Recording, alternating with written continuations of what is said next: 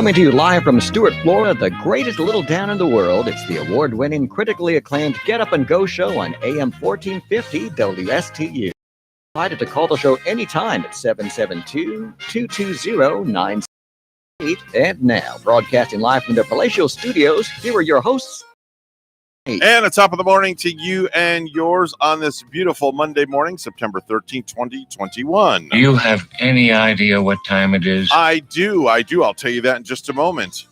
Boy, you are grumpy in the morning. I'm not grumpy. I'm actually in a really good flipping mood. Why are you so grumpy? I told you I am not grumpy, okay?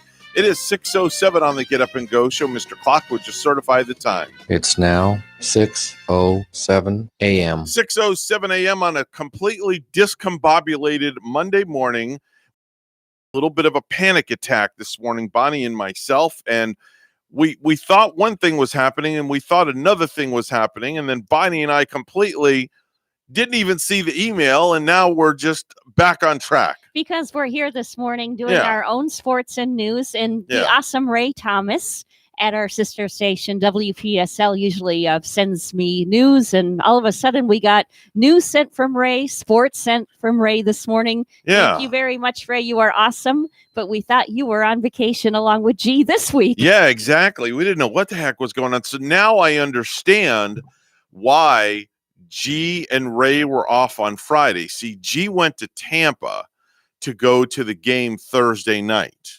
Okay. And then it was kind of ridiculous for him to drive all the way back and do the morning show. So he took Friday off. We were blended.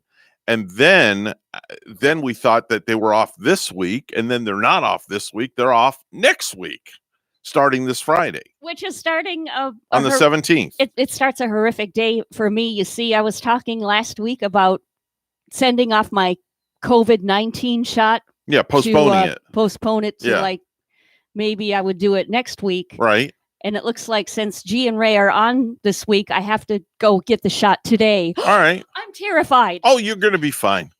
You're going to be fine. Listen, you did fine on the first one. You had a sore arm for a couple of days, and you had no effects from the shot, right? Right. Nothing. Okay. So you're fine. Now, you think that's bad? Phil's got it worse. Veronique's now got it. Oh, say it isn't so. Yeah, Veronique's got it. Oh, Veronique got it from Phil. What about the daughter in the household? Rebecca is not. They are quarantining her, and she's on her own for 10 days. She can't go to school. Yeah. She can't go. Not allowed to go to school because Phil's got COVID. Did Snowy catch it too? I don't know. We'll have to find out if the dog caught it. We need an update. I'm we have to get very an update. concerned about Snowy. Yeah. You see. But yeah, I thought I was not going to get the shot till like maybe next week, and G and Ray would be back in action. Well, they're in action today. Yeah, they're in action today. So they're doing their thing up there.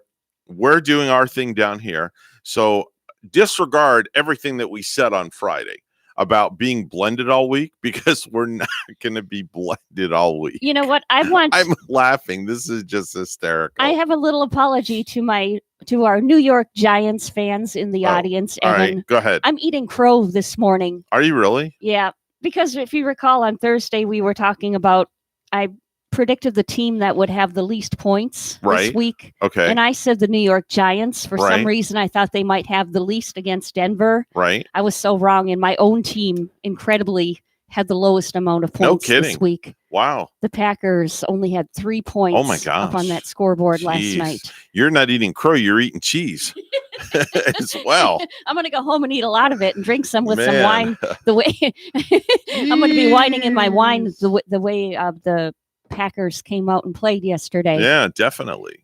So it's like, did you watch any football at all? I did. I had to watch that game. And then I turned on, after the Packers were over, they put on the New York Giants and the Denver game. Mm-hmm. And I got to say, I might become more of a Giants fan. I have friends in town who are Giants fans. Okay. They lost yesterday. They had 13 points compared to Denver's. Okay. I think it was like 27. I got home from the ballpark yesterday. But I just want to mention they had the best uniforms that I've ever seen with the dark blue. Which team? The New York Giants. The Giants? Yeah, they do have nice uniforms. I love their uniforms. I might conform, and I want to buy one of their jerseys this season. Well, in the mall, there's a shop that sells jerseys. Yes. So you can go there or just go on Amazon. I'm going to head right over there. Maybe I'll find one at Goodwill. Once in a while, Goodwill. For $5. I've seen them. I've seen them at the Goodwill in Palm City before. Mm-hmm.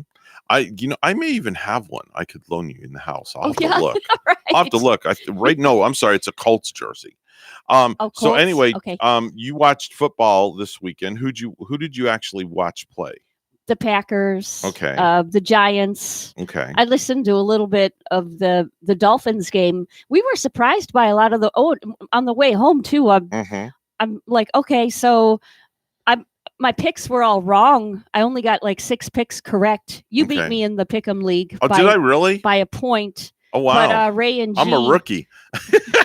Ray and G over there did so much better than we did. They at least fell into like the middle to the higher end of the pack. We were way down there at the bottom. See, I don't understand how this whole thing works. I just pick games and that was it. Let me log on here. That's all you can do. I got 7 points. What does that mean? Nobody saw it coming to where I think it was the Browns that were beating Kansas City by so many points, a huge margin. And then Kansas City does come back and win that game. But on the way home, I was pulling my hair out. I'm like, am I going to get any of these picks correct? Oh, Ray's got 1 more point than I do. Ray does? Yeah, he's got 8 points. I have 7. And you are, what's your name on here? The Packer Backer. Yeah. How many points do you have? 6. I got to scroll. Wow, you're holy Moses. I'm way down there at the bottom. There's 7, 6. Oh, there's the Packer Backer. Yeah, you and I are at the bottom of the totem pole. We have Long Shot, I think, at the beginning, followed by, I know this guy in town, Hammer Nuts. Hi, Hammer Nuts. How's it going? How the heck do you get a name like that? I met him at the St. Lucie Draft House. He and his family, they're very, very nice. And we had Chicago Kid, and there's also Lady and a Fan. So there's 57 people playing this right now. Yeah. The way it looks. And I'm 53rd and you're 54th. Yeah. Boy, we didn't do very well. What do you got to do to be like, I don't know. You just got to start picking these games better, and it's just like gambling because sometimes you just never know. 53rd, okay. And Buffalo upsetting Pittsburgh too yesterday. So where's G and Ray at? Ray is like he's up there pretty good. Okay. G did pretty well. I think he did most. Okay. And Pittsburgh Deb, our friend, did. Yeah. She did okay. Okay. More than okay. So you had a good weekend. Yeah. Okay. I was busy. My weekend just was like nonstop from when I get out of here Friday. Friday was a fiasco, but in a good way. Wedding to do a Club Med on Friday. And I got there and set up all my equipment. And then in the room that we were set up, the air conditioning broke. Oh, yeah. Really? Oh, yeah. Oh, and you had to stay there for how many more hours? Wait. That's part 1 of the story. Did Rachel, was she the lady with a fan? Did she bring you a fan out? No. So did all the fans they made leave? the decision to take the wedding and move it to the other side of the resort in another ballroom. Wow. Instead of the riverside. So you had to move all of your equipment. Broke everything down. Yeah. Put it on the cart, wheeled it across the resort, and reset up again for the wedding in a room that was as cold as a freezer. So you went from it was a blessing. From one condition to another. I went from the sauna to the freezer. Extreme to extreme. Extreme to extreme. Oh, the bride never knew nothing that could happened. Make you sick. The bride never knew none of this happened. What do you mean she never knew? She was there. And yeah, but she didn't know about the AAC breaking, and we took literally. Oh, she had not arrived yet? She hadn't arrived. Oh my gosh. This happened at the reception was supposed to start at 7:00, and the executive decision was made at 6:30 to break everything down. We're talking table decorations, setups, food, everything. I would not want to be in your shoes. My hat goes off to the folks at Club Med for making this happen. And only they can do that. And they made the magic happen.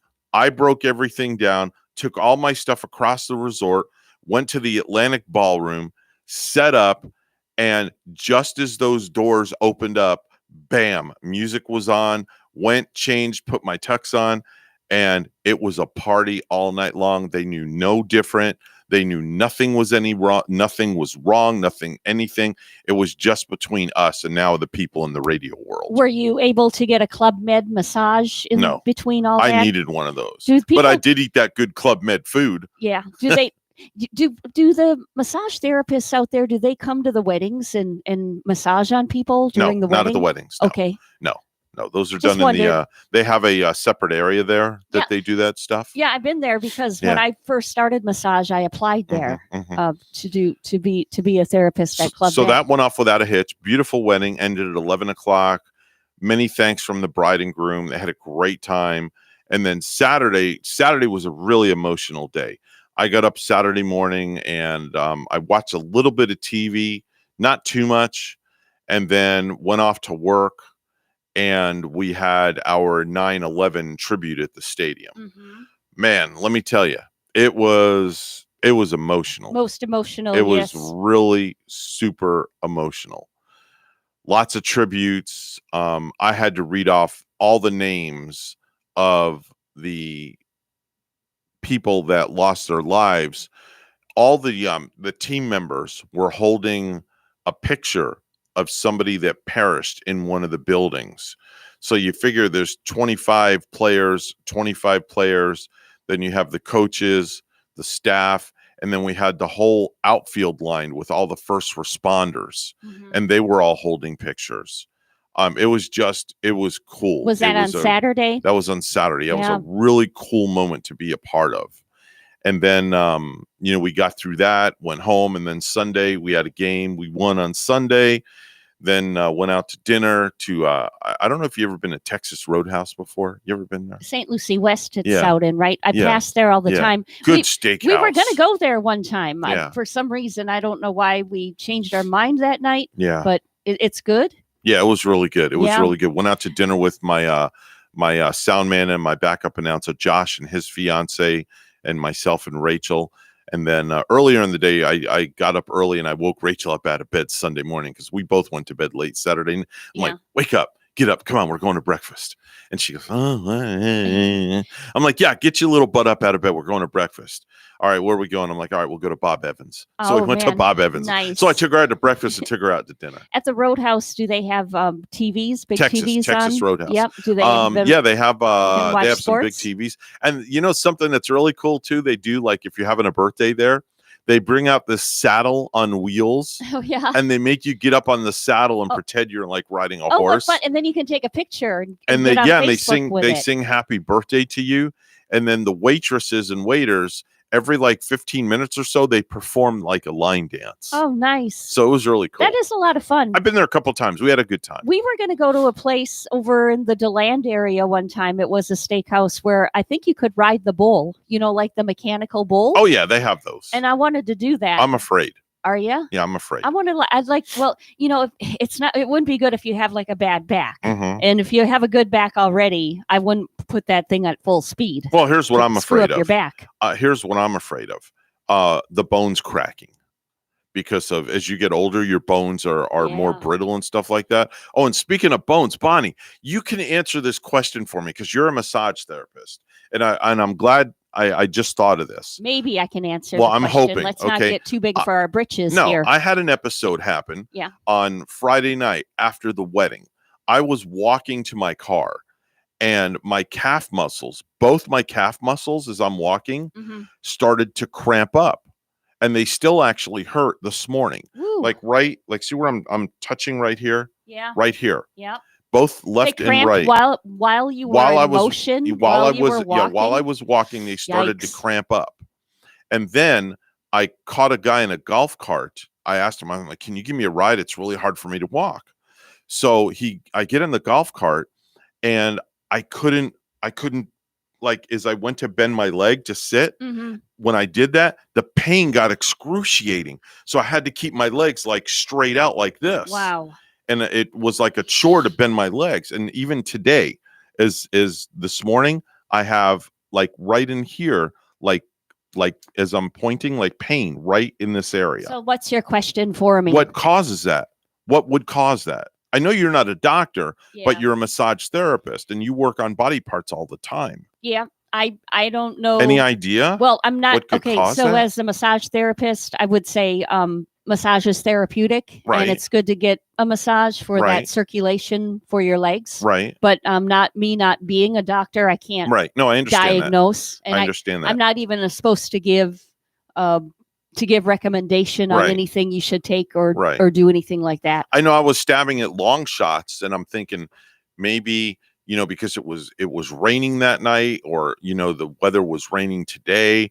I mean, could weather play a part in something like that? And I'm just like, I don't know. And I don't think this is diagnosing, but I think it's safe to say, do you eat bananas? No, I don't.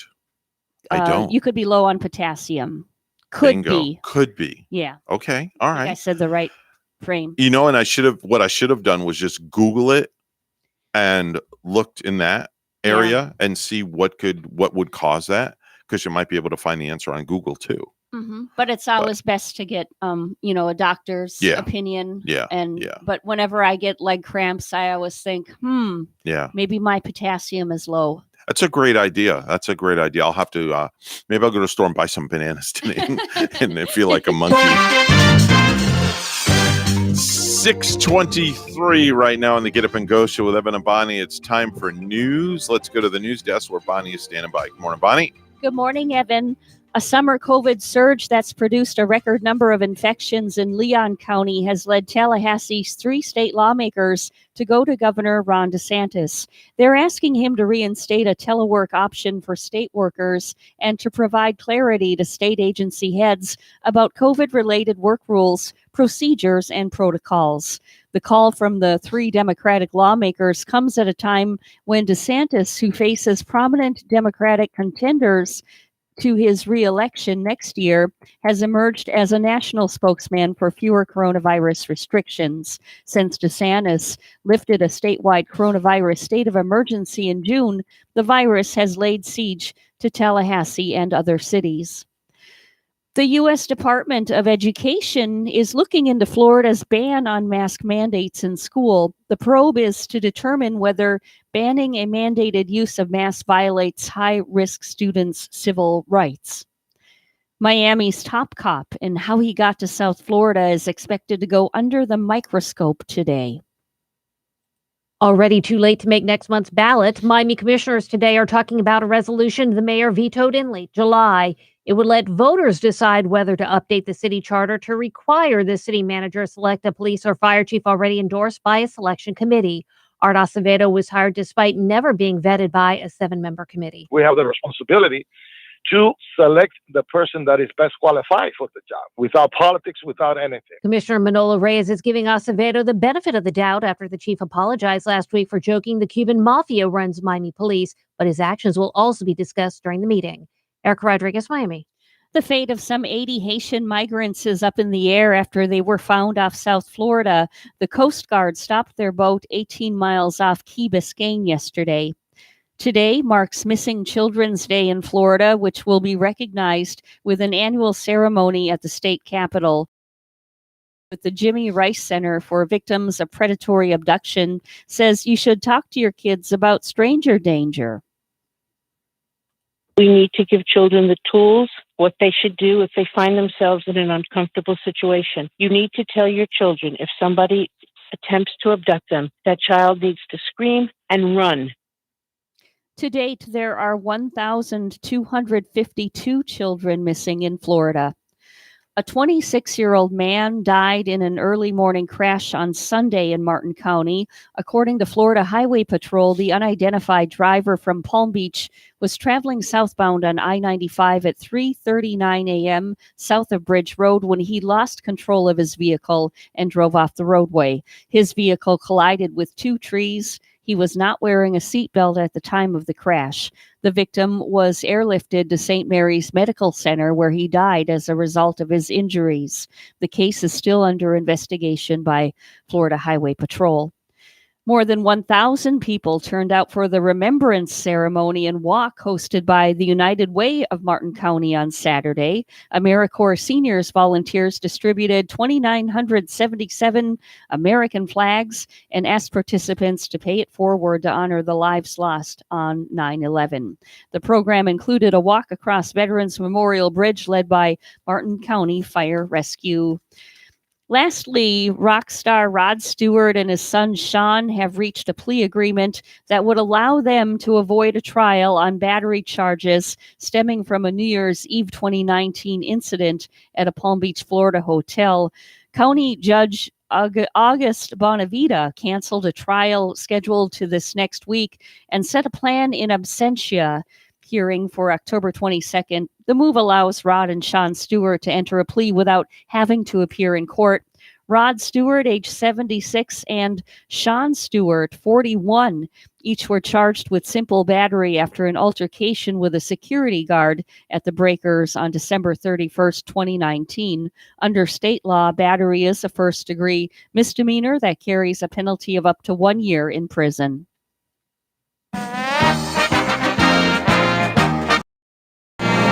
And for those who missed the NFL action last night, the rundown. Philadelphia beat up Atlanta 32-6. Scores from yesterday. We did mention the big upset for me. The Packers losing to the Saints 38-3. Incredible. Buffalo upset by Pittsburgh 23-16. The Bengals clipped Minnesota 27-24. It was Houston over Jacksonville 37-21. Carolina over the Jets. Seattle over the Colts 20-16. Los Angeles over Washington. Denver beating the Giants 27-13. Our news time is 6:28, and we'll have weather and traffic together next.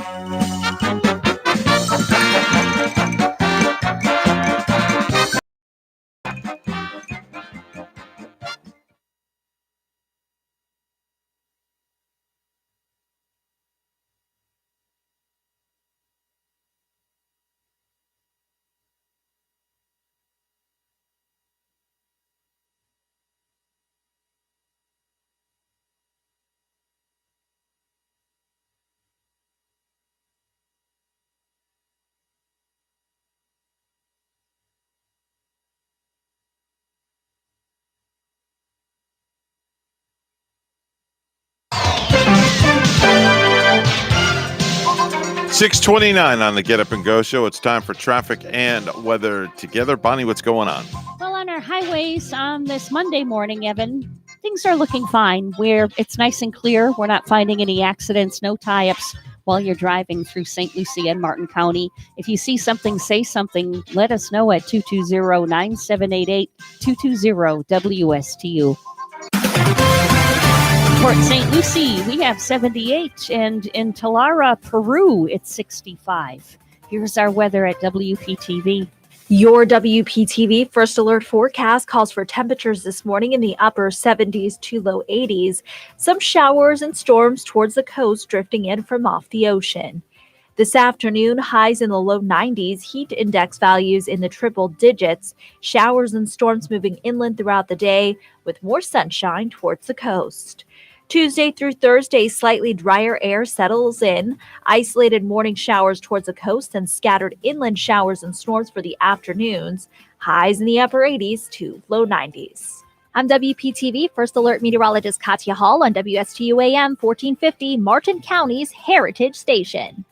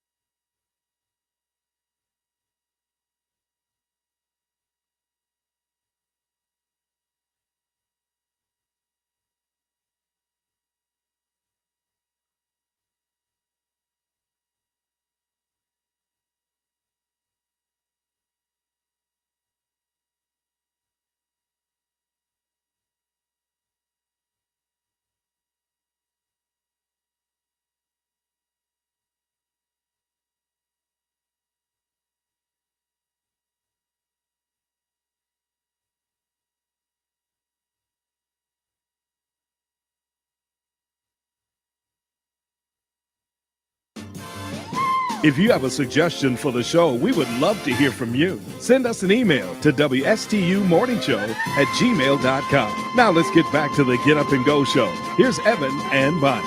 It is 6:33 on a Monday morning. The Get Up and Go show with Evan and Bonnie. It's time for viral videos.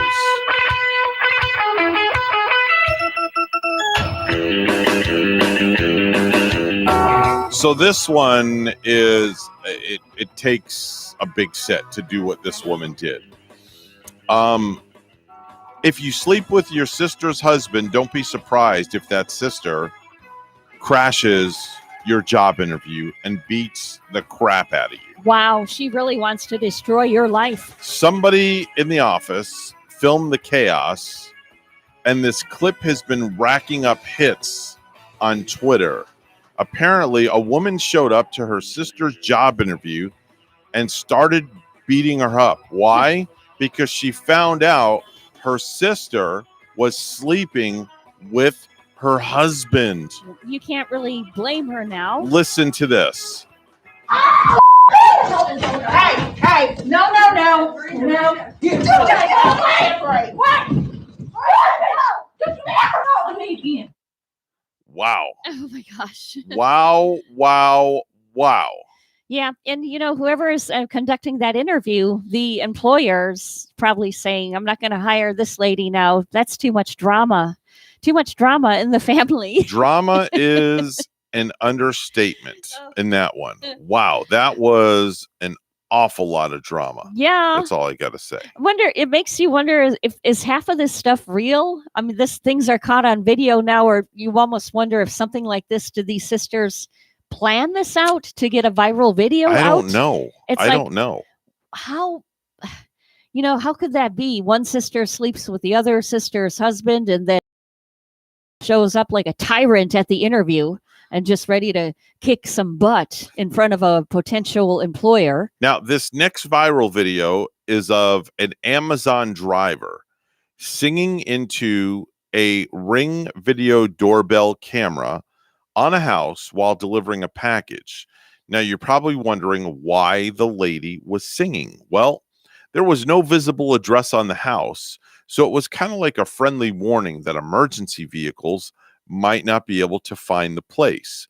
Now, Bonnie, before I play this, I want you to watch this as it plays, because the way that this Amazon driver is dressed is not proper. She does have the I thought she looked a little cool, like when I watched the video, just kind of like she had a coolness about her. Did you? Yeah, she looked cool, but did you notice her shirt was open? I did not notice and that. Her sports bra was exposed. Why didn't I notice a thing like that? In the video. Maybe I didn't look close. Okay, here we go. I need to put on my readers. Here we go. So here comes the woman. She's walking. Hello, Jennifer. I hope your Monday's going well. You have no markers on your house that says what number you are. And that is hard to find your house, my dude. And it's unsafe, honestly. What if you needed medical assistance and the paramedics didn't know your town well? Come on, man. Have a great day. She must work in Florida because it's very hot down here lately. Right. But you just don't go, if you're working for Amazon, you just don't go around with your shirt open. I know. I wonder. That's just a little weird. Does Amazon allow that kind of dress attire? I don't. You have to be in the Amazon uniform. I don't think they allow women or guys to walk around with their shirts open. We should get a hold of delivering packages. We should get a hold of my cousin Amy this morning because she does work for Amazon. She drives up in Milwaukee. Okay. We should call her and ask her if that's allowed. Well, I don't want to call her this early. It's like it's early there. 20 to 6. You could text her. Do you have her phone number in your phone? I do. You could text her and ask her if Amazon allows, if Amazon permits that. Yeah. But that is definitely it's a little unusual. It's a little bit risque, yeah, I guess. But she was very adamant about telling the lady, hey, get your address shown on your house because what if you have emergency medical she does have a good point coming and they can't find the house. Yeah, she told her she does have a great almost point. In the buff, but she told her. Well, we found a bad romance challenge video. Another one of those is apparently these are going viral. If you're not familiar, it's a group of people, usually in the same family. They all take turns singing Lady Gaga's Bad Romance. Now, this family has 6 terrible voices and one that's just kind of bad. And I listened to this before, and it's not all that great. Bad Romance Challenge.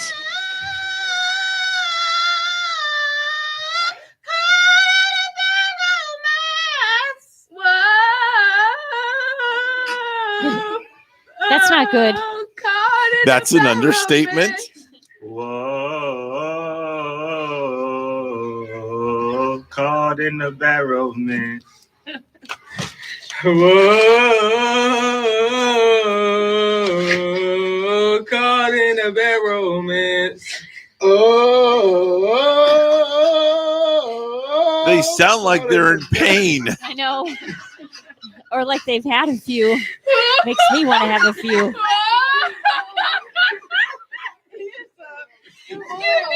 I would not want to go to their party. That one didn't sound too bad. She's crying. That was just downright bad. That they're ousted. Oh, don't play that anymore. No, that hurt my ears.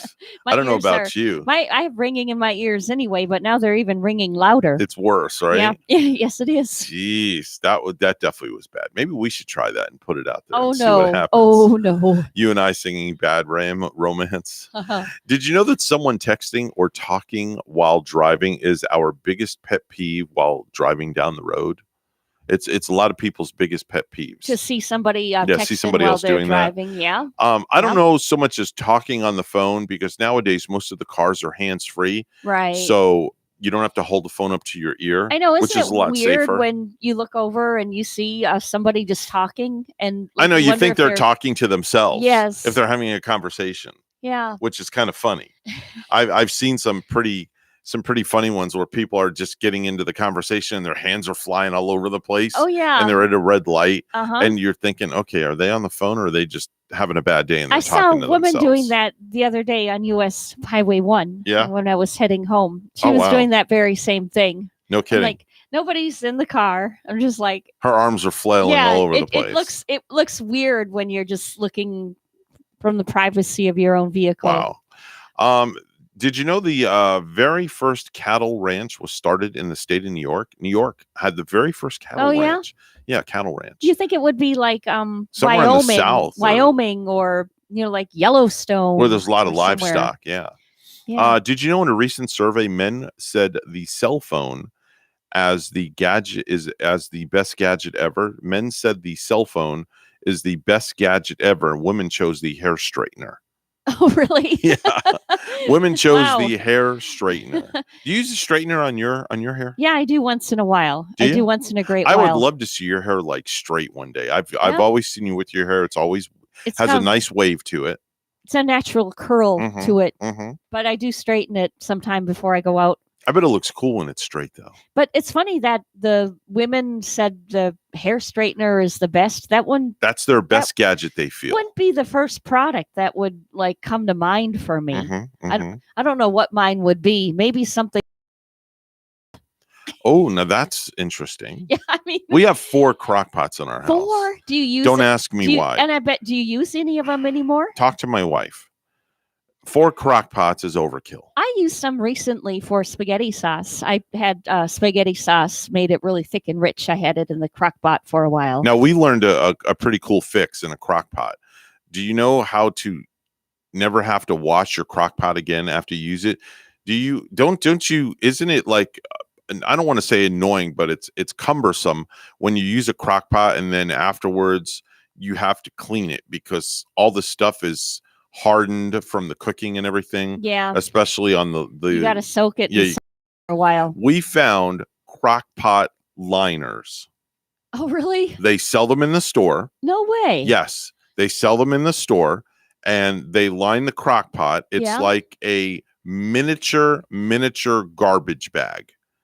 but it's made specifically for crock pot and high heat. Oh, that's pretty cool. You put it in the crock pot and then you flip it over the edge so it lines the entire crock pot. Yeah. You put all your stuff in, you cook, and then when you're all done, you just take it and bring it together like this and lift up, and your crock pot is clean as can be. Where did you find these? They're in your supermarkets like Publix, Winn-Dixie, Yeah, Walmart. I haven't seen them. Yeah, look for next time you go to the store, look for a crock pot liner. I've bought kitty litter liners before too. They're just clear little plastic baggy things that go in the kitty litter, and so much easier because you just bring that little baggie out, put it in the garbage, you don't get those clumps. Yep.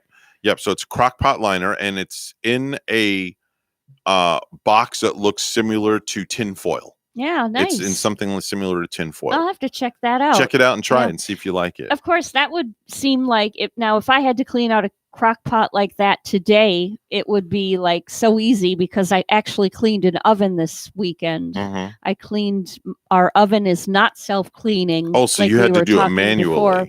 Okay. Yeah, I got the Homeline oven spray, which is kind of like the, I got the off-brand. I didn't get the Easy Off. I got Homeline, but it worked pretty good. What do you spray it on, let it set for a little bit, and then you wipe, and it just all dissipates and goes away. I put like towels and safety measures all over my floor, towels and newspapers underneath the oven, and then I got my garbage can full of water. I had a little water thing, and I had sponges, and I cleaned it, and it's sparkling now. Here's a very interesting statistic. If you're a baseball fan, a baseball is hit into the stands 35 to 40 times in a typical major league game.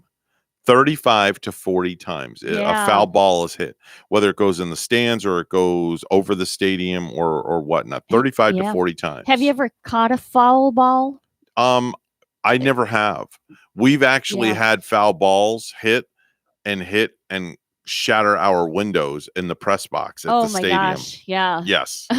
That was kind of, now we have hurricane glass, but it still shatters, but it doesn't break. I still remember the video from that guy out in the stands who had like a beer or two, like he had a beer in one hand. He was holding a baby, and somehow he caught this foul ball while holding a beer and a baby. There was a video that went viral a couple of years ago, and it's from our stadium over at Clover Park. It was during spring training. The home run was hit over the right field fence up to the berm, and there was a guy that had his kid in a wagon. Oh, man. And what happened was he let the handle of the wagon go to catch the foul ball, and the wagon started rolling down the hill with the kid. Oh, I think it made ESPN's top 10 that night. It was crazy.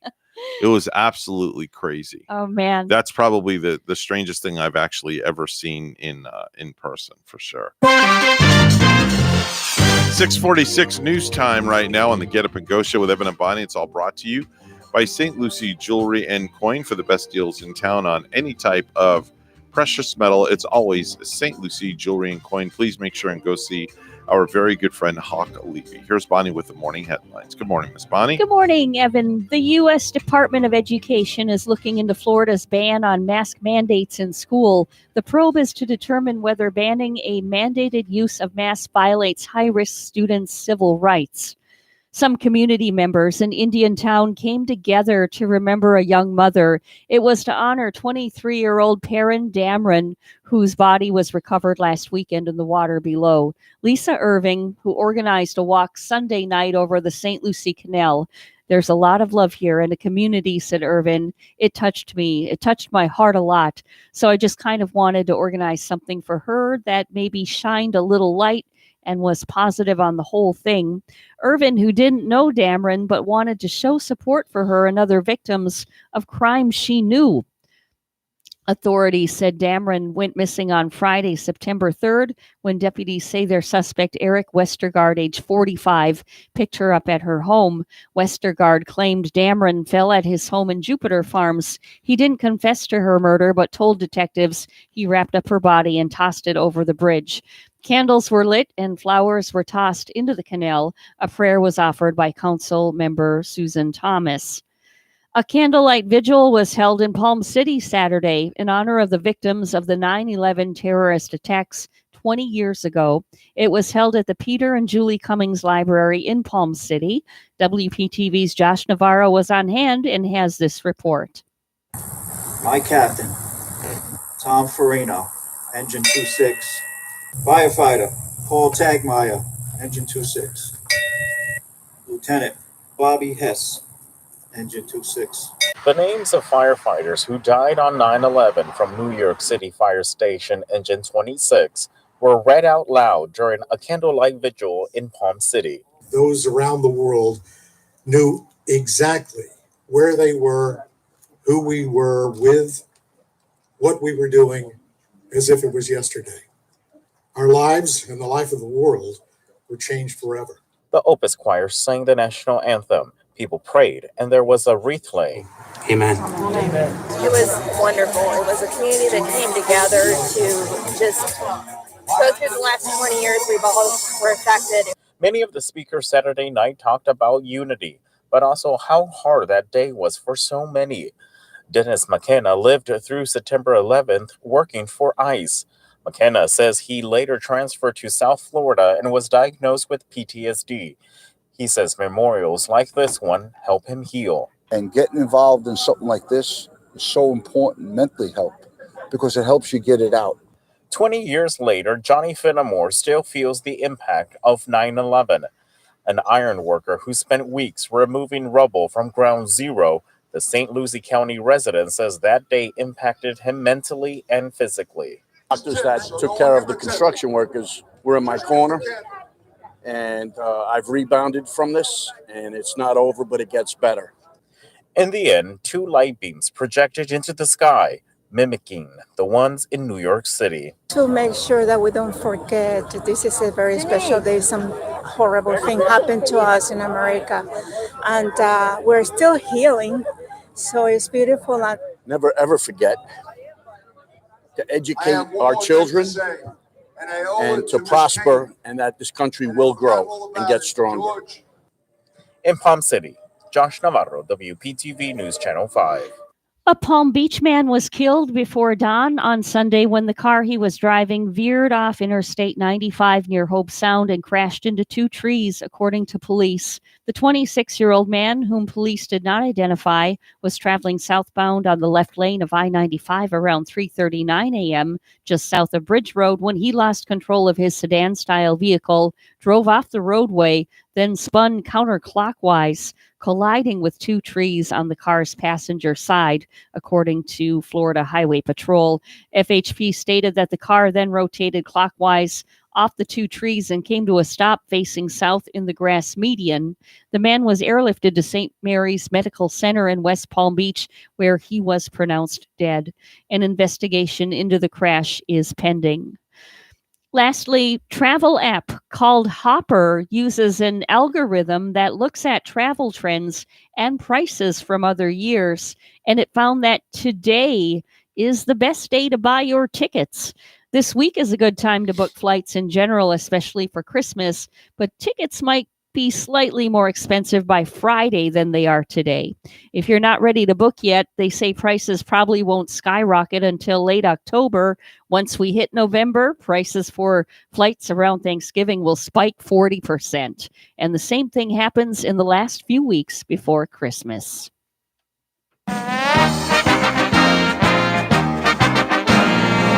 Well, we had some high school football from Friday night where Fort Pierce Westwood lost hard to Naples 30-0. But our St. Lucie West Centennial team won on Friday. That score was 40-14 over Key West. Yay, St. Lucie West Centennial. And in the NFL on Sunday, the Miami Dolphins held on to win their season opener 17-16 victory at New England, and Trevor Lawrence threw 3 touchdown passes, but also 3 interceptions in his debut as the Jacksonville Jaguars lost at Houston 37-21. News time at 6:52, and we'll have weather and traffic together next.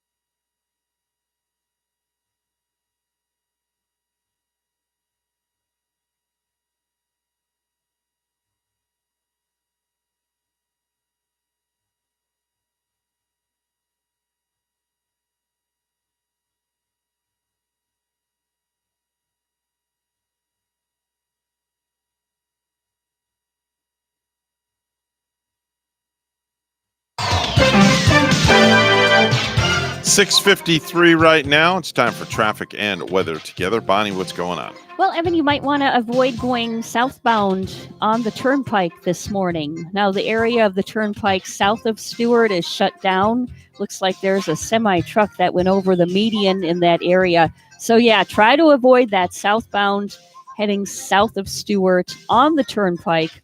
All of the lanes are shut down there. Just cars like to a standstill at the moment. Other areas in St. Lucie County looking okay, including the major highways. So far, so good right there. That's your latest look at traffic.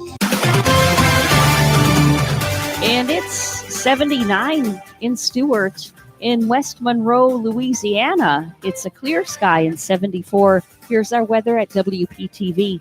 Your WPTV First Alert forecast calls for temperatures this morning in the upper 70s to low 80s. Some showers and storms towards the coast drifting in from off the ocean. This afternoon, highs in the low 90s, heat index values in the triple digits, showers and storms moving inland throughout the day with more sunshine towards the coast.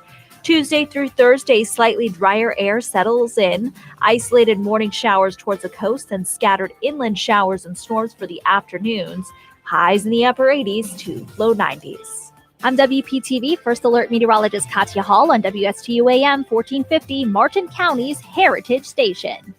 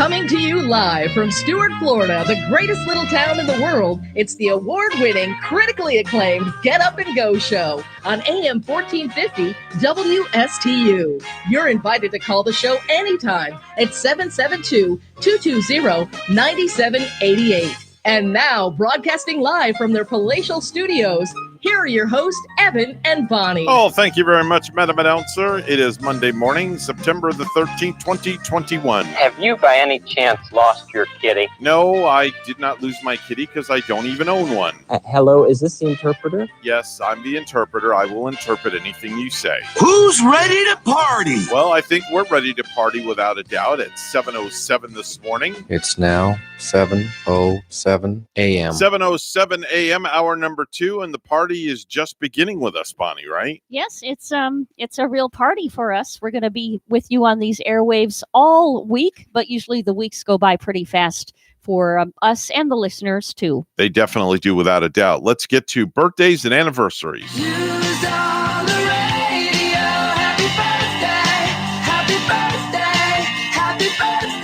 The date is September 13th. If you were born today, we wish you and yours and everybody else around you a very happy birthday. Bonnie, what do you got for me this morning? Yes, we do. We just say happy birthday to you if you're celebrating.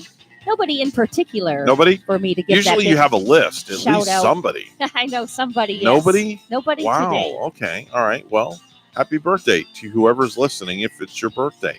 Lily Reinhardt is 25. That's Betty on CW's Riverdale. Niall Horan is 28.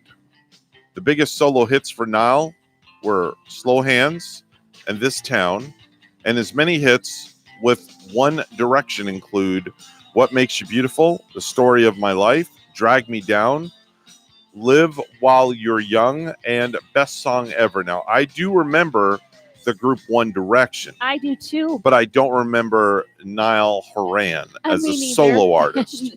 Neither do I. Maybe he was better off staying with the band. He should have been staying in that One Direction that he was in. Oh, I get it. The One Direction he was in. Okay, all right. It took me a minute. It took me a minute. Okay, I'm a little slow this morning. That's okay. You made it funny. But you got it. I got it. Yes, I got it. That was good. He turned the other direction, and now we don't know him. Right? But if he goes back in the One Direction he was in, he'll be. Boom. There we go. All right. Ben Savage is 41. That's Fred Savage's less handsome little brother of Boy Meets World. Not familiar with Nope. I guess I never watched Boy Meets World, but I did watch the Wonder Years with his older brother Fred. I'm more familiar with him. Fiona Apple is 44, the sultry singer with the oddly long album titles. Biggest hit, her Grammy-winning smash Criminal. Don't know who that is. Fiona Apple. Yeah, Fiona Apple. Wasn't she in that movie with that big green guy? The Jolly Green Giant? Oh, no, I'm thinking of... Maybe they need to go back to One Direction.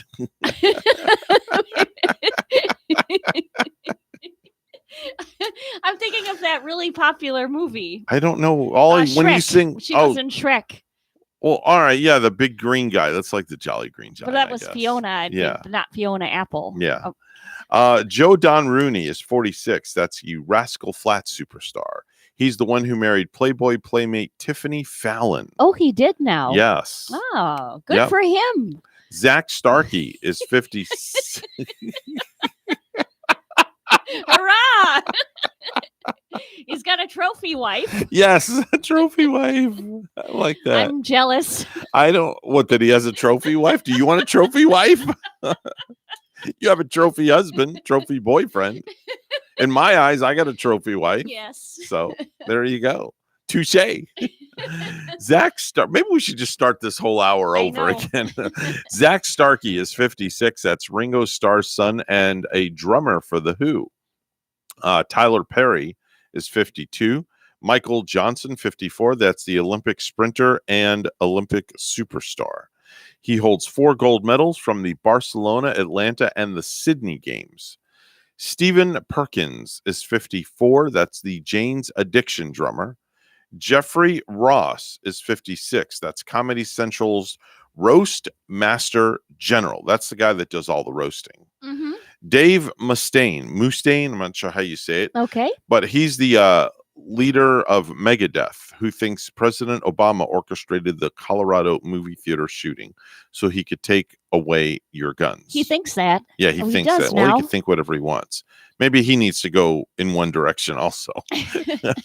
Randy Jones is 69 years old today. That's the original cowboy in The Village People. The original original cowboy from The Village People, So, Randy Jones. How old are the Village People getting to be?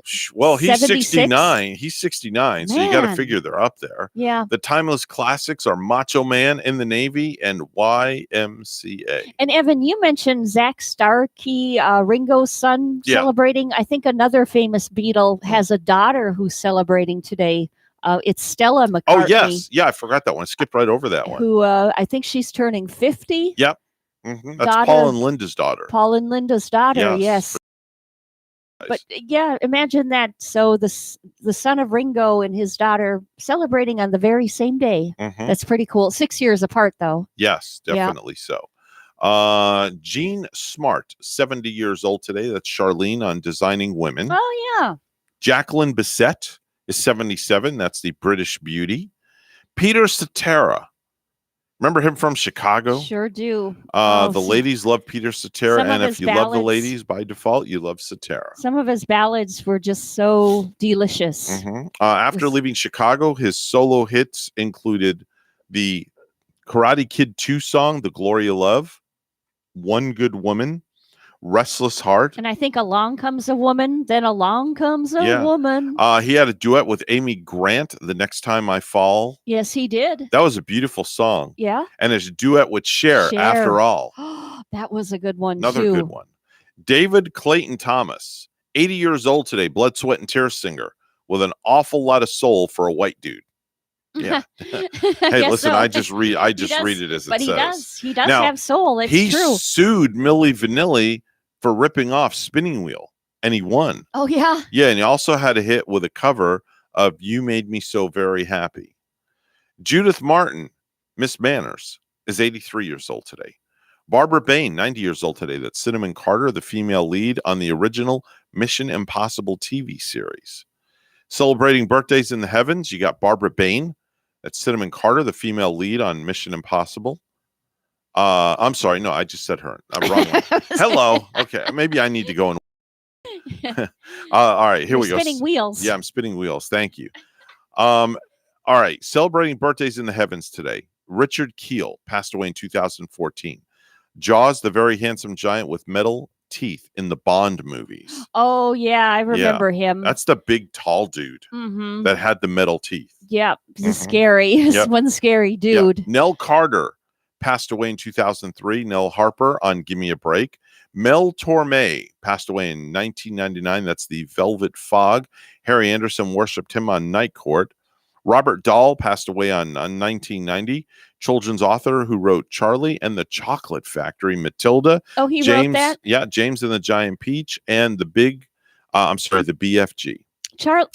Willy Wonka and the Chocolate Factory. Mhm. There's I was in Walgreen yesterday, Mhm. and if you were a fan of that, there's a really nice anniversary edition magazine right on the shelf when you walk into CVS in Palm City. I walked into yesterday. Okay. So they have this nice book of Willy Wonka and the Chocolate Factory with Gene Wilder right there with this nice smiling face on the cover. Okay. And then you open the pages and there's a lot of glossy photos from that in Very history. nice. Very nice. Today, September the 13th, is a day that I don't like. What? Because it's National Peanut Day. Oh, yeah, of course. Yeah, National Peanut Day. I can't bring any nuts to work. No, we have plenty of them out in the world. They need to all go in one direction also. What happens? Do you just you can't breathe when you eat peanuts, right? Throat swells up. That happens to my brother, Yeah, too. throat My swells middle up. brother has that. We Same pay thing. homage to the mighty and the tasty peanut. So make sure and eat some peanuts today if you're not allergic. It's also European Heritage Day, celebrated all over the continent to mark European unity and ensure that the past is never forgotten. Oh, Bonnie, you're going to like this one. I know this is one of your favorites. I don't know. It's International Chocolate Day. Yeah. Right? Yeah. Who doesn't love a good chocolate bar? Oh my gosh. And last night I started eating and I wish I had more of them. Mm-hmm. But but everybody in my house has been eating up our snacks. Have they? And then I looked in the freezer and I had no more ice cream drumsticks left. Wow. After I ate a Heath Klondike bar. I got up this morning, speaking of fridge, I got up this morning and on the counter was ham. Somebody left the ham out last night. Whoever made a ham sandwich. Oh, darn. And I think I knew who the culprit is. A full one? Well, it was, slices? you get from the deli, the sliced ham. Yeah. And then it's in the little package, the Ziploc package. Yeah. There must have been 6 or 8 slices in there, and they left it out on the counter from last night. I hate it when I do that myself because I just hate to waste food. I had to throw it away because you can't put it back in the fridge. Yeah, but that happens. It spoils. I'm surprised Kaya didn't get up there and with the snout of Kaya and start. She knows better. Oh yeah. Okay. She knows better. The only thing she's allowed to get off the counter if she can reach it, which she doesn't even do that, is her treats. Yeah. And Kaya will not get up on the counter and eat that. My mom had just made an apple pie, maybe like 2 of them one time. Mm-hmm. They were fresh apple pies. Mm-hmm. And she walked back into the kitchen only to find they were gone and the dog was licking their chops. Mm-hmm. It might have been Rocky or Rocky Bear. Just like nice. The dog ate all the pie. Here is another holiday. It's called National Boss Employee Exchange Day. That's where employees exchange roles with their bosses. So that means you and I can go be Greg and Carol for a day. That would be so That divine. would be fun. We'd have to handle a lot of business. Yeah. They handle the business here. Then again, they'd have to handle the morning show. That would be fun. Oh, yeah. That would be a fun swap off for a day. Mm-hmm. They would be excellent at it, too, Oh, with of their course. history of broadcasting. Are you kidding? So many years of broadcast between those two. They are excellent. They really are. It's National Celiac Disease Awareness Day. National Celiac Disease Awareness Day. It's celiac, maybe celiac. celiac. Maybe celiac. I'm not sure. You might be able to pronounce it either way. I don't know. Tomato, whichever one. Every September 13th is a good time to examine the little-known disease that affects about 3 million Americans every single year. Wow. What does it actually do? Hold on, I clicked it. Okay. Let me see what it says here. It's a genetic autoimmune disorder in which a person who suffers from this affliction can't consume gluten, a protein found in wheat, rye, and barley. Oh yeah, that's why they're making so much gluten-free lately. Exactly. In fact, remember the girl, my friend that came to see me, or when she came to see us here on the morning show? Yes, and I remember. I made that breakfast and all those eggs. Right. I had to put everything gluten-free in there. Right. Exactly. Yeah. It's also National Kids Take Over the Kitchen Day. So parents, if you're out there listening, kids are going to take over the kitchen today. They're going to start cooking. Bonnie, what about Jaden? He can do some cooking if he wants, and he can do my dishes too. Okay. And wash my countertops. All right. So if you make the mess, you got to clean up the mess. That's right. That's the rule of the Ashley home. Put the dishes in the dishwasher and start her up. It's also National Positive Thinking Day, so have thoughts of positivity. It's also Programmers Day, the day for programmers. It's celebrated on the 256th day of every single year. And lastly, this day is celebrated. Oh, wait, there's 2 more. I'm sorry. Man, there's a lot of things today. It's Roald Dahl Day. Roald Dahl? Roald. Roald Dahl Day. A former RAF fighter pilot, intelligence officer, and diplomat, Roald Dahl is best known as one of the world's best loved storytellers in books like Matilda and many others. Terrific. And lastly, what a great day after 9/11 to have this day. It's Uncle Sam Day. Oh, that's right. Nifty. Uncle Sam Day is one of the most famous icons in America, and today we celebrate Uncle Sam Day. Mm-hmm. Maybe I'll go home and dress up as Uncle Sam and walk around my local Walmart. You think I'd get kicked out? Yeah. No, I don't know. I know one thing they do if they saw me dressed up as Uncle Sam. Yeah. They'd send me in one direction. See, I'm going to use that all morning long. They might think because that was so funny what you said. They might think it's kind of neat, to see Uncle Sam walking around. Yeah. Wonder if, I'd just be an oversized Uncle Sam. No, that's all. No, just a tad bit. No, But in 4 weeks from now, I'll be looking different because any day now I'm waiting for the rest of my food to come in. And I start my diet. Oh, good. I start my Nutri diet. That's awesome. I got all the dry food in. Yeah. That came in over the weekend. Is it Nutrisystem? Yeah. It is. The frozen food will be in like today or tomorrow. Okay. And then you're going to start to see me bring all my goodies in here every morning. Good. And I'm going to do it. My goal is like 10 to 15 pounds. And part of that diet is eating numerous times a day, but five times a day. Yeah. 5 times a day. And then Palm City Charlie won't be able to bust my chops no more. No, he won't. About my size. That's so right. There you go. 7:22 is the time right now on the Get Up and Go show with Evan and Bonnie. It's time for news. Let's head over to the news desk where Bonnie's standing by with the morning headlines. Good morning, Bonnie. Good morning, Evan. The U.S. Department of Education is looking into Florida's ban on mask mandates in school. The probe is to determine whether banning a mandated use of masks violates high-risk students' civil rights. Miami's top cop and how he got to South Florida is expected to go under the microscope today. Already too late to make next month's ballot. Miami commissioners today are talking about a resolution the mayor vetoed in late July. It would let voters decide whether to update the city charter to require the city manager select a police or fire chief already endorsed by a selection committee. Art Acevedo was hired despite never being vetted by a 7-member committee. We have the responsibility to select the person that is best qualified for the job, without politics, without anything. Commissioner Manolo Reyes is giving Acevedo the benefit of the doubt after the chief apologized last week for joking the Cuban mafia runs Miami police, but his actions will also be discussed during the meeting. Erica Rodriguez, Miami. The fate of some 80 Haitian migrants is up in the air after they were found off South Florida. The Coast Guard stopped their boat 18 miles off Key Biscayne yesterday. Today marks Missing Children's Day in Florida, which will be recognized with an annual ceremony at the state capitol. Terry Lynn with the Jimmy Rice Center for Victims of Predatory Abduction says you should talk to your kids about stranger danger.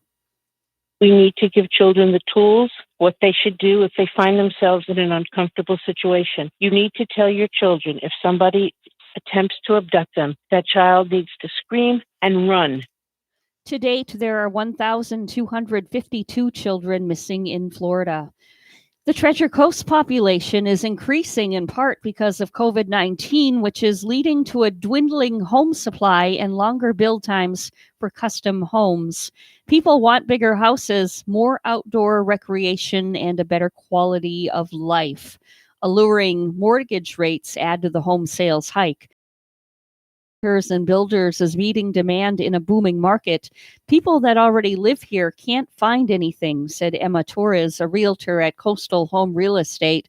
I've heard quite a few people say to me that they wish people would stop moving here so they can still find somewhere to move to. The Treasure Coast population has grown 15% over the last 10 years, from 562,135 to 647,445, according to 2020 census data.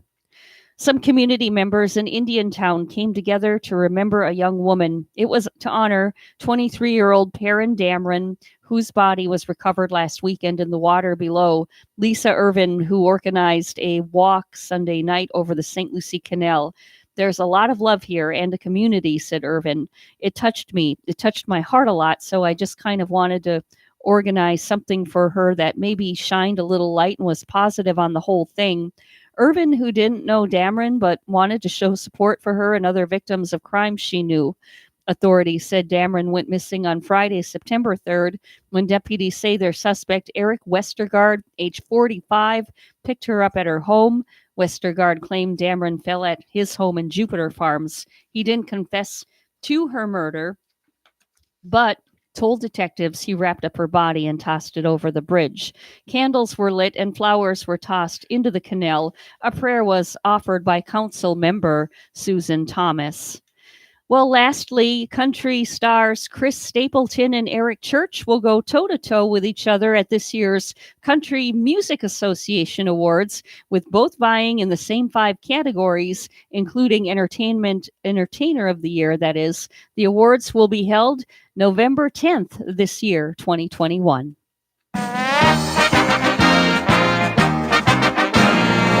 The Carolina Panthers' 19-14 victory over the New York Jets didn't just see Zach Wilson's highly anticipated debut. It's Maya Chaka, who was the first Black woman to work as an official in an NFL game. The league announced in March she would join the list of game officials for the upcoming season. She had previously entered the NFL's officiating development program in 2014 and officiated games in the Pac-12 and Conference USA. News time is 7:27. We'll have weather and traffic together next.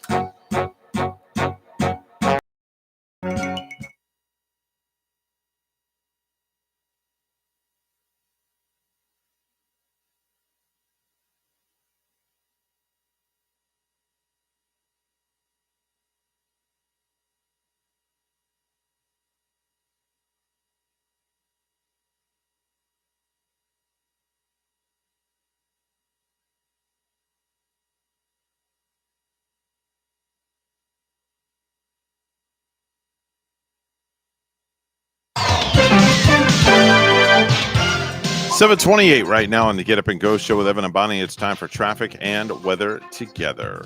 Bonnie? Well, to the south of us, both on the Turnpike this morning and I-95, we have some backup. Now, right now on the Turnpike, southbound, just south of Stewart, remember all of those lanes have been shut down this morning. That semi-truck went over the medium. So, yeah, southbound on the Turnpike, south of Stewart, you are going to run up into some backup right there. Use an alternate. Also, there's a crash on I-95 southbound this morning, and this is at mile marker 101, I-95 southbound, and there's possible roadblock 2 there on the entrance ramp.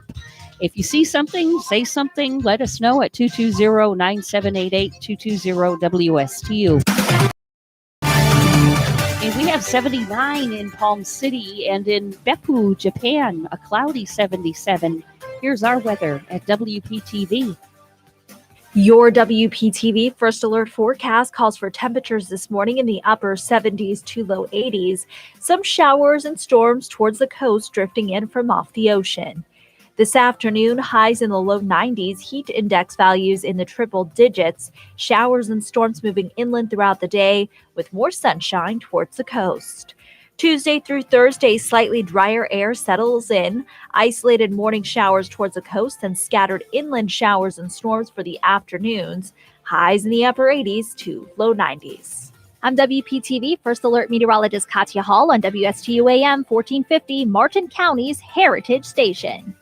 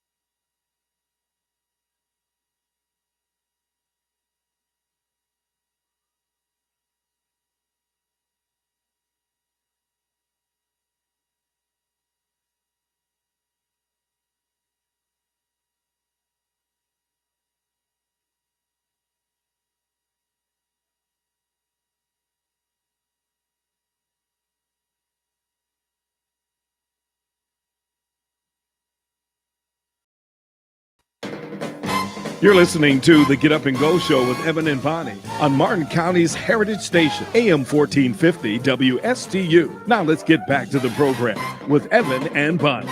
This is not headline news. The MTV Video Music Awards were held last night. Justin Bieber won for Artist of the Year, wearing a sport coat and jeans 5 sizes too big. He says he can't wait to grow into them when he's a man.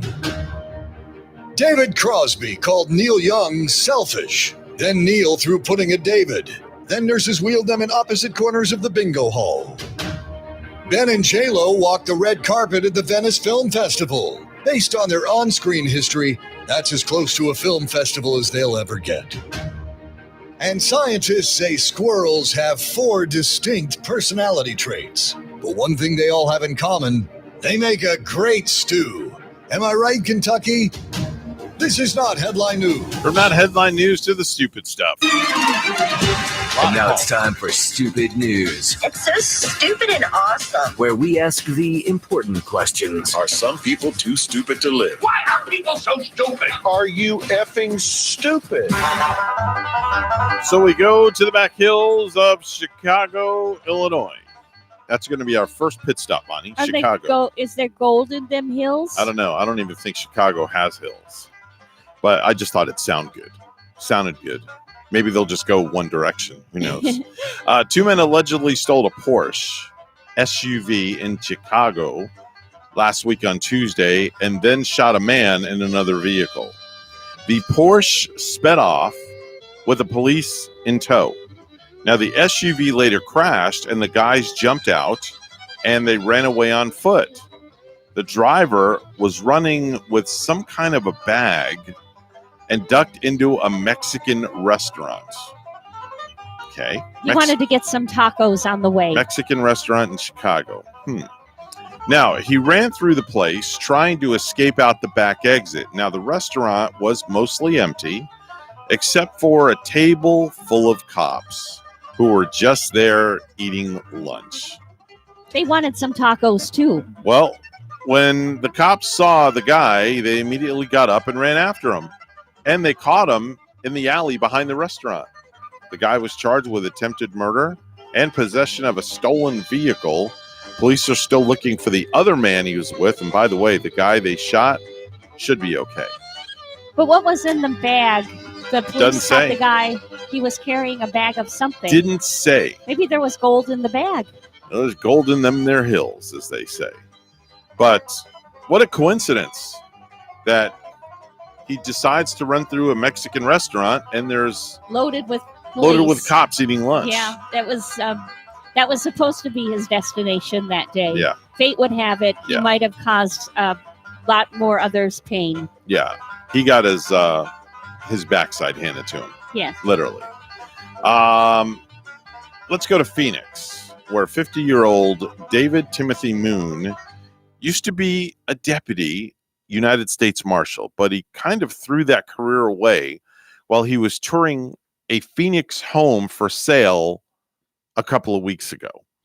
Now, while his real estate agent was in another room, the guy went inside a 3-year-old girl's bedroom, according to a police report.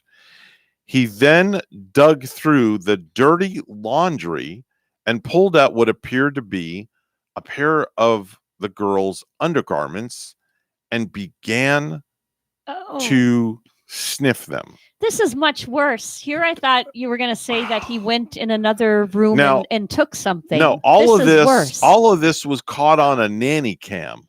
Then minutes later, he returned to the bedroom for a second round with the preschooler's clothing.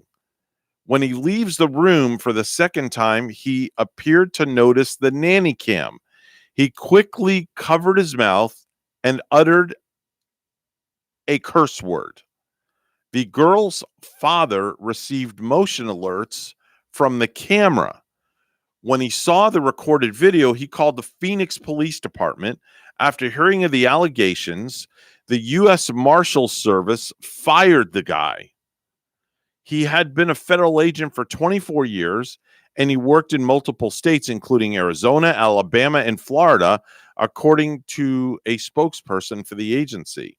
The guy was later indicted on 2 counts of felony trespassing with sexual motivation. He later made a plea deal for misdemeanor trespassing. He also called it the stupidest thing that he's ever done. Yeah, that's a disturbing, very disturbing story right there. Guy goes and tours a home for sale, and he veers off into the little girl's bedroom and goes through laundry. Yeah, we were even watching. Oh. Have you ever watched that show, like To Catch a Predator? Yes. With Chris Hansen? Yes. Yeah, we were watching that over this weekend, and it was disturbing. Mm-hmm. This one took place in Georgia, where they were set at a home and had a 19-year-old kind of like officer pose as, a 13-year-old, sometimes a 15-year-old. But it was disturbing how many men, pulled up to that doorstep, and even more so disturbing of how many. So several of these fellas had been like decorated. Like one had served in Afghanistan. Right. And it's just like, wow, there's just like, sickness, and, there can be sicknesses like that in every single profession. Yeah, definitely. But it was just surprising and disturbing to see how many, and some of these men screwing up their entire lives, and they're being so decorated, and then coming to a young girl's home who might be 13, intending to have sex with her. Yeah. That's I used to love watching that show when it was on the air. Yeah. I really did. Yeah. Let's go to Japan, where a 41-year-old man tried to rob a store the other day by threatening the cashier with a lighter. Threatened the cashier with a lighter. He walked in, pulled out a lighter, lit it, and told the cashier to give him all the money in the register or he'd burn the cashier. Now, it's not clear if he was also threatening to set the store on fire, but it doesn't sound like he had an accelerant like gasoline to do that. He just had the lighter. So the cashier refused to give him any money and called the police. When the cops got there, the guy threatened them with the lighter also as well. Wow. He's now facing charges for attempted robbery, assaulting a police officer, and obstructing justice. Imagine guy has the gall to walk in, lights a Bic lighter, and says, I'm going to burn you if you don't give me your cash. Oh, my gosh. I would have laughed in the guy's face. Oh, you would probably just slapped him. I would have slapped the lighter right out of his hand. Right. I mean, what kind of harm is that going to do? Just a little simple Bic lighter. Yeah. Yeah. You get a little burn. Yeah. And, That's a big set of potatoes on his part. Hi, good morning. You're on the air. Good morning, Vietnam. It's Palm City Charlie. Hey, Palm City Charlie. How are you? Welcome to the program. Yeah. And it occurred to me, Evan, you told me that you don't sleep. Well, I do, but I don't sleep very well. Yeah. You need a sleep study, Evan. I don't want to lose you. Well, I'm not going anywhere. Having sleep apnea can cause a heart attack, a stroke. I didn't sleep for years. I was sort of in between. Okay. I would be dreaming. Right. But it's like night dreaming, not daydreaming. Okay. I had a sleep study at the VA. I was waking up from REM sleep 63 times per hour. What? Yeah. What is REM? What is REM sleep? 3 kinds of sleep apnea. What is REM sleep? What? What you said you're waking up from REM sleep. REM sleep. You know what REM is? Come on, you got a college education. I do, but that's rapid eye movement. You're dreaming. Oh, okay. Yeah, that's what REM sleep is. Okay. And it's restorative. Hey, my dogs always bark every time I get on the phone. Well, get in the house. They want to be part of the. They want to be part of the show, Charlie. Yeah, well, this is my therapy dog, and he does not like me paying attention to anybody else. That's okay. And then he tries female girlfriend here, Mercedes. Okay. You know what I'm talking about. Of course I know what you're talking about. Anyway, rapid eye movement. You need to dream. It actually rearranges your files in your brain. You know what I'm saying? I agree. I feel wonderful after I wake up from a good night's sleep where I was dreaming during the night. I feel better. It feels better. Great. I can actually picture you now that I know you, or well, I've seen you. I don't know you really. I'd like to get to know you. We could hang out, the three of us. No, I'm just joking around again. And if you're not serious, you have to relax. You have to take time, as that person on your show that does a show, take time to laugh. Oh, we always laugh. It's funny. We always laugh. Honestly, I know. And the joke of the morning is One Direction. So maybe we could all just go in one direction together. One Direction. One Direction. Wow, that's deep, Evan. You're really getting into deep stuff now, Evan. Well, I'm not talking about that direction. I'm just talking about a good direction. He needs deep sleep. Oh, okay. Yeah, I'm talking about a good direction. Yeah, lighten up, right? Lighten up. Always, but anyway, Evan, I was concerned about Denny Artachi, my new friend. But then I realized it was you that said you don't sleep. Right. And also, by the way, not to knock on you, buddy, but you actually drop some weight when you start sleeping properly. Here we go. Well, just so you know, just so you know. Wait a minute. Wait a minute. I love you too. I do. I love you too. But let me say this. I'm waiting for the rest of my stuff to come in, and then I am starting my diet in another day or so. You see what I'm saying? You just gotta, buddy. We gotta get together. We'll talk. Okay. All right. I'll do that. You got plans. Always plans. I do. You just gotta get started, brother. Well, I got to wait for the rest of my stuff to come in so I can get started, and then I'm going to get started. Eat properly, my friend. I will talk to you. I will. I'll take you into my. Next thing I know, Charlie's going to bring a couch in here and I'll lay down. Dr. Charlie at the rescue, like Dr. Oz. I'm a mess, but I can help other people that are worse mess. All right. And that's you, Evan. I elect you. Oh, God, I'm a worse mess now. Yeah, well, and once we get you straightened out, we'll make you POTUS because you do have a brain. All right. Well, all right. Well, thank you. I appreciate that. Well, yeah, and Bonnie, too. Bonnie could be VP. All right. There we go. We'll have white is right. There you go. All right. And since I'm part Nigerian, I elect you. Well, thank you. I'm glad I have one vote. That's one vote more than I started. One, and I'll have my wife vote for you, even though she makes up her own mind. All right. Okay. All right, buddy. That's 2 votes. Goodbye. All right. Bye-bye. Jeez.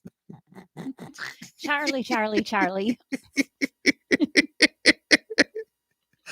The show just wouldn't be complete unless he has to call every morning. It just has to be. He has to become a regular of the show. Yeah, he has been calling a lot. He has to call the show every morning. It's just like he makes us laugh. He really does. Yeah, it's infectious. It really is because we have to laugh. He puts some sunshine in on us. He does. He really does.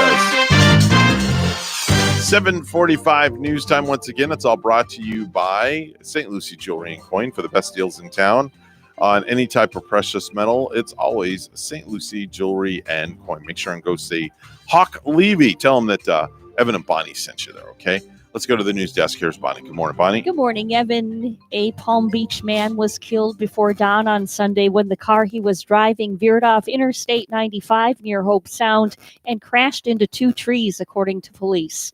The 26-year-old man, whom police did not identify, was traveling southbound in the left lane of I-95 around 3:39 a.m., just south of Bridge Road, when he lost control of his sedan-style vehicle, drove off the roadway, then spun counterclockwise, colliding with 2 trees on the car's passenger side. FHP stated that the car then rotated clockwise off the 2 trees and came to a stop facing south in the grass median. The man was airlifted to St. Mary's Medical Center in West Palm Beach, where he was pronounced dead. An investigation into the crash is pending.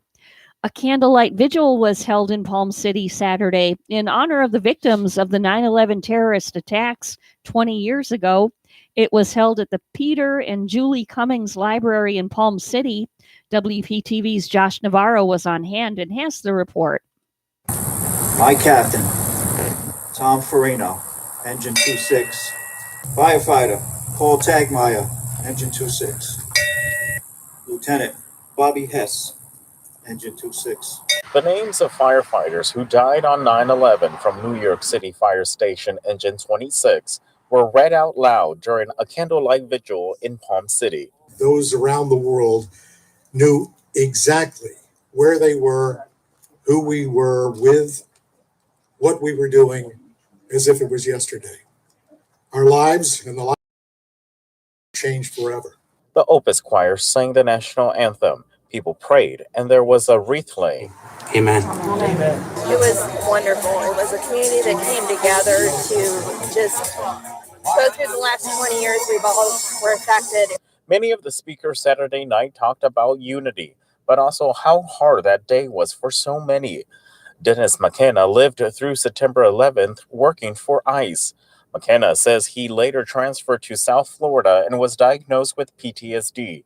He says memorials like this one help him heal. And getting involved in something like this is so important, mentally help, because it helps you get it out.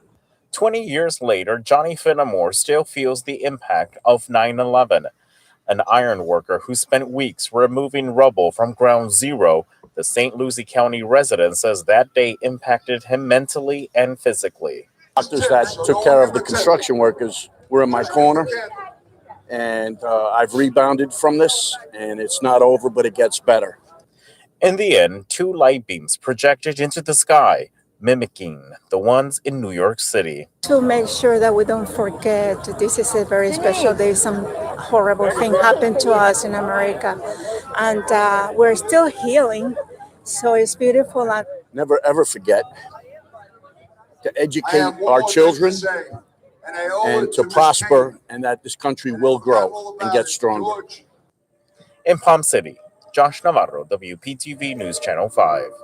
Today marks Missing Children's Day in Florida, which will be recognized with an annual ceremony at the state capitol. Terry Lynn with the Jimmy Rice Center for Victims of Predatory Abduction says you should talk to your kids about stranger danger. We need to give children the tools, what they should do if they find themselves in an uncomfortable situation. You need to tell your children if somebody attempts to abduct them, that child needs to scream and run. To date, there are 1,252 children missing in Florida.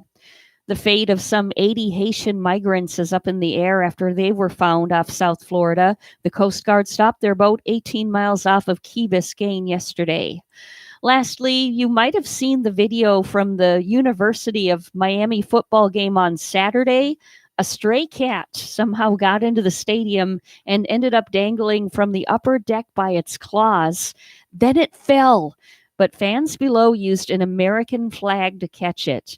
A guy named Craig Cromer works for the university and has season tickets. He and his wife always bring a flag to the game to hang over the railing in front of their seats. When the cat fell, the whole stadium gasped, but the flag broke its fall just enough. Then a fan held it up like Simba in The Lion King, and everybody cheered.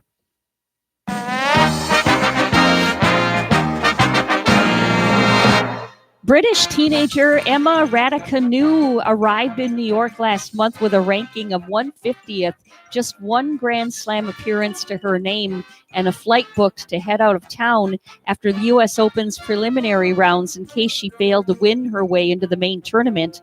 And there she was in Arthur Ashe Stadium, holding a trophy to complete an unlikely, indeed unprecedented, and surprisingly dominant journey from a qualifier to major champion by beating Canadian teenager Leila Fernandez 6-4, 6-3 in the final.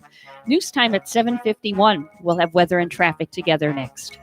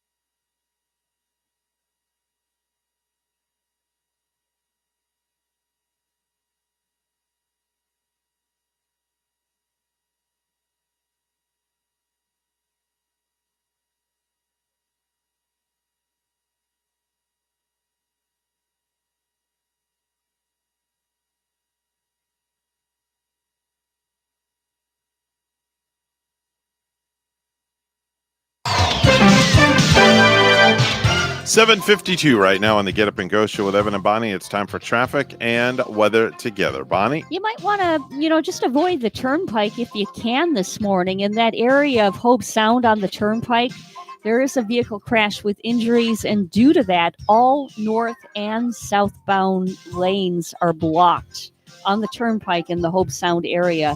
Northbound lanes, southbound lanes, they're blocked right around mile marker 120. Avoid that if you can. Do use an alternate this morning. And there's your latest look at traffic. It's 78 degrees and partly sunny, Port St. Lucie. It's clear and 74 in West Monroe, Louisiana. Here's more on our weather at WPTV. Your WPTV First Alert forecast calls for temperatures this morning in the upper 70s to low 80s. Some showers and storms towards the coast drifting in from off the ocean. This afternoon, highs in the low 90s, heat index values in the triple digits, showers and storms moving inland throughout the day with more sunshine towards the coast. Tuesday through Thursday, slightly drier air settles in, isolated morning showers towards the coast and scattered inland showers and storms for the afternoons, highs in the upper 80s to low 90s. I'm WPTV First Alert meteorologist Katya Hall on WSTU AM 1450, Martin County's Heritage Station.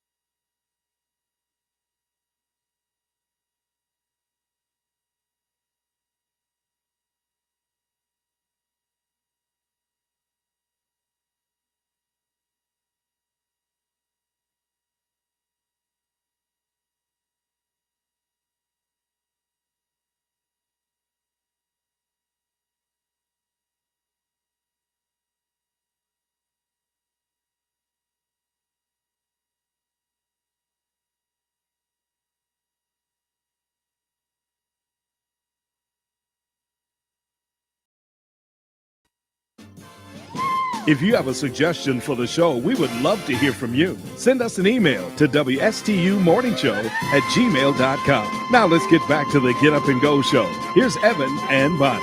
And it's coming up on the 8 o'clock hour here. Dr. John Millay is going to be joining us a little bit after 8 o'clock this morning. We'll get an update on what's been happening in the Martin County school system. We haven't talked to him in a couple of weeks because Bonnie and myself have been off enjoying 4-day work weeks, but we're back. The axe is back to the grind, so to speak. So we'll take a short pause for the cause and let you know that we're WSTU Stewart, Martin County's Heritage Station. The news is coming up next, and the band played on.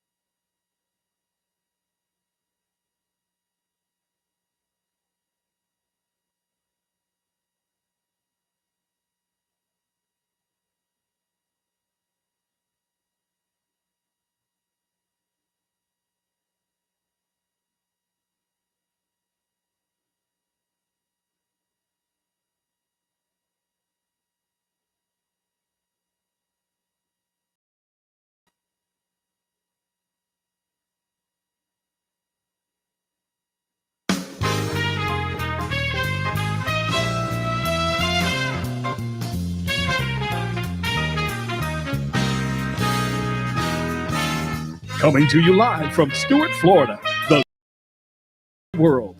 It's the award-winning, critically acclaimed Get Up on AM 1450 WSTU.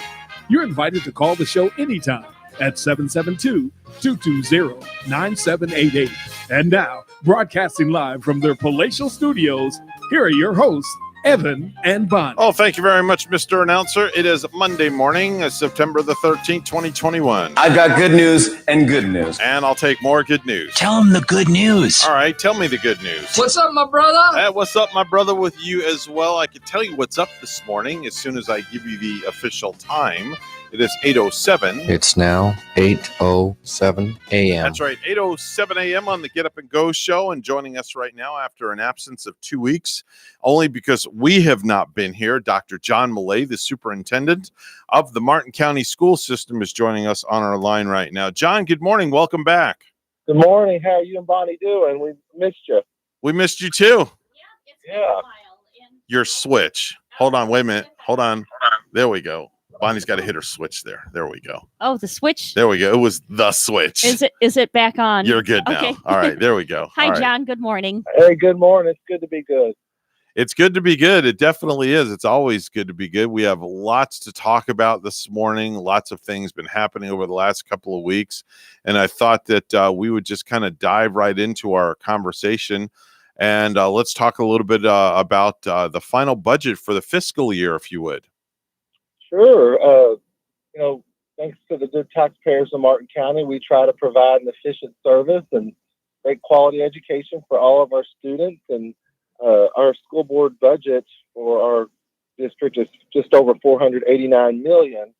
And that is a great investment in the schools. That takes care of our schools. It takes care of buses, operations, maintenance, all the different instructional items when we have nearly 25 schools and other preschool type facilities, and it takes quite a bit to run the district, but a great investment, and we have a sound budget to operate the school. Very nice. Now, you have two students that were recently named as finalists in the Premier Middle School System, the STEM competition. Tell me a little bit about this. This is very, very exciting. Yeah, they're super talented. Nina Goyle of Hidden Oaks Middle School and Varen Singh, Dr. David Anderson Middle School were recently named two of the top 300 Broadcom masters for the 2021 academic year. That program is the nation's premier STEM competition for middle school students. So they inspire young scientists, engineers, innovators to solve the grand challenges of our 21st century. So tomorrow they'll announce the 30 finalists throughout the country of this year's competition. So our students have an opportunity to win a grand prize of $25,000 for STEM summer camps and more. So really, really excited. Nina's project studied the effect of harmful greenhouse gases on the environment, and Varun created RFID software to monitor whether or not people wash their hands when exiting bathrooms. So, wow. Some interesting technology and experiments that our students are researching. Wow, that's some good stuff there, isn't it? It is. I thought when I heard that about we say wash your hands when you leave the bathroom. Right. This would be a technology that could kind of check that, which would keep us safe. So that was very interesting. Both are very timely. That's really, truly amazing. Interim reports, otherwise known as progress reports, are coming out. Yes. I guess we're halfway through the grading period and the dreaded progress report, right? Hey, they should be good. It shouldn't be a surprise. I know our parents keep up with that very closely. First I want to tell parents, of course, they'll be looking for those today, but they can get on the Focus, which is the parent portal. Right. And they can see that information anytime. So we encourage parents, if they have any trouble, they visit our website. They can contact our district office. We will fix that, get them in, because once you know how, you can keep up your child through elementary, middle, high. So that's great. But if parents have any concerns about their child's grades when they get those, we definitely encourage them to contact their child's teacher. If you can't reach that for whatever reason, you contact the school's principal administration team, and we want to take care of that. A question about the Focus portal, because not every parent is computer literate. Okay. So if somebody is having problems navigating the Focus portal, is there a number they can call, somebody they can contact to assist them over the phone? That's very important. There's a hotline that we have on our district website, and that link will take you to a number.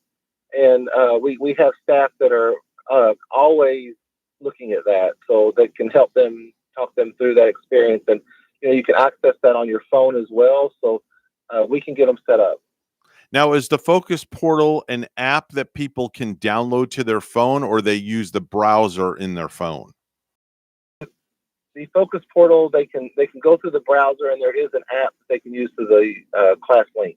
Okay, so it's available both in the Android and the iOS, the Apple Store, correct? Yeah. All right, very good. Next thing I want to talk about is, of course, it's the hot topic. Everybody's talking about it, COVID-19. You guys have this great dashboard that's available for people to go and look at. Yes.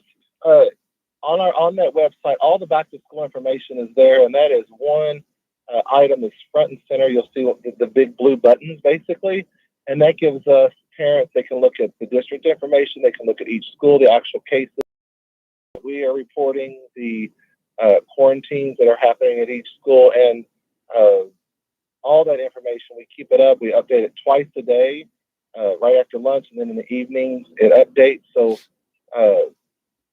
that's quite the task. I appreciate the hard work of our staff that are keeping all that work going. There's a lot of contact tracing. When you get a case, you have to do a lot of follow-up. So it's just a big partnership between us and the Department of Health to make sure we keep up with our students, keep everybody healthy. Right. How is COVID faring in the Martin County school system right now? I think that's I think our staff and our community, we're doing the very best we can. When you look throughout the state and the country, it's remaining to be a challenge. What we are finding out, we're working through our quarantines, we're working through the cases. We're not done with this yet, so we're going to continue to keep our parents up to date, implement our mitigation strategies that we have. We remind all parents that all students are allowed to wear a mask. We provide those free to every student and in the school district, all the staff members as well. So we're keeping up our cleaning measures, contact tracing, all those types of things are continuing to go on. So we just keep following it, working with our local health department and other medical experts. Now, I'm looking at the dashboard right now. I just loaded. It took a little bit to load.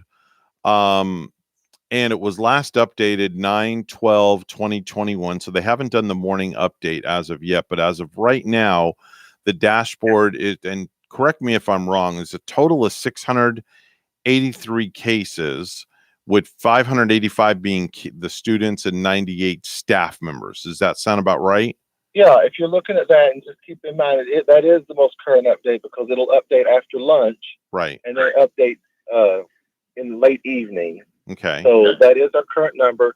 And you can look on any given day. So if you're able to scroll, you can see on the left, I'm looking at that as well too, a picture of it. So on the left of the screen, that item, you can scroll over and look at the actual cases for today. Mm-hmm. And then on the right side, you see how many students would be quarantined. And when students are out, their work gets sent home with them. I shout out to all of our staff, those teachers that are doing the Zoom links for our parents. We have many that have been doing that. We appreciate that. And I continue to encourage them to do that. Hopefully, in our coming weeks or months, our numbers will continue to hopefully decrease. That's what everybody's wanting to get past this. Yeah, I noticed in the chart on the left side on the 5th, there was it looked like it was like the highest number, but it is definitely it's decreased, which of course is good. Sure, keep in mind most students, if you're over 12, there's Department of Health guidelines where parents can choose to have the vaccination option for that age group. There's students, if they're not positive, they follow the quarantine guidelines. They can come back over after that 5th day. So they work in, if they work out, they work back in pretty quickly. When you look at kind of the weekend and those types of things, we're trying to get students back as soon as possible. And, there's testing options that are available to families for their students. So we encourage, parents to work with the health department and their local healthcare provider on making the best choices for their kids. With that contact tracing, Dr. Millay, like when that happens, when one finds out they came into contact maybe with another student that has COVID or the symptoms, how are they reaching out right away? Yes. How do you reach out right away? Are they like getting a hold of everybody maybe they came into contact with, or do they get a hold of the health department right away? Yeah, that's the challenge. That's the name of the game. Some parents, their pediatrician or the parent calls the health department. Sometimes the pediatricians alert them. When we find out, we work closely with the health department on cases. But when we find a case out, we immediately look at class lists. We maintain student rosters, seating charts in our classrooms. So we try to look at where that student may have been and the students that may have been within 6 feet. And then we send that information, those charts. We work with the health department on determining who needs to be quarantined. So then those families are called, and sometimes that can take a few days. Mm-hmm. The health department is doing the very best, I believe, that they can, as are all the medical facilities and the doctors and the nursing staffs at all these different offices out their communities. But we do share that information. We contact parents as soon as we can. And if they are quarantined by the health department, we let them know. And then we can usually determine a date based on exposure. And of course, if a child's sick, the number one thing, if you're having symptoms, parents, if your child's having any symptoms, you would keep them home and have them checked out. And I think our parents, we've been working on this now for well into the second year of it. So we're going to just continue working together. I appreciate all their flexibility. That's Dr. John Millay. He is the superintendent of the Martin County School System. He joins us each and every Monday to give us an update on everything that is happening in the school system. We know you're on your way to a school this morning to go greet the students and show your smiling face and whichever bow tie that you're wearing this morning to all the kids. We're blue. We're good blue. Going out to Warford Elementary School. All right. Very good. Always great to see you out and about, John. It's always a pleasure. Town, yes. We look forward to seeing you, actually talking with you next Monday. Yeah, I may get to make that surprise visit. You never know when a bagel might show up on the scene. Oh man, you're just the bagel guy. That's all I got to say. Yeah, I'll tease you all a little bit. That would be marvelous. All right. Take care, and it's good to talk to you. All right. You all take care. Have a great day. Bye-bye now. It's time for the Precious Metals Report. It's all brought to you by St. Lucie Jewelry and Coin. Gold opening up $1,790.20 an ounce. And silver opening up at $23.62 an ounce. That's the Precious Metals Report. And it's all brought to you by St. Lucie Jewelry and Coin.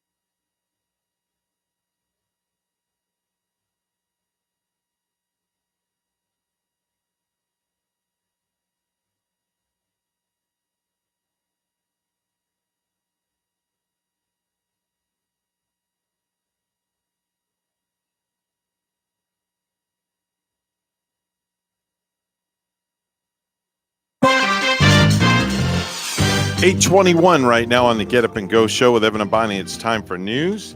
Let's head over to the news desk where Bonnie's standing by with the headlines. Good morning, Bonnie. Good morning to you once again. A summer COVID surge that's produced a record number of infections in Leon County has led Tallahassee's 3 state lawmakers to go to Governor Ron DeSantis.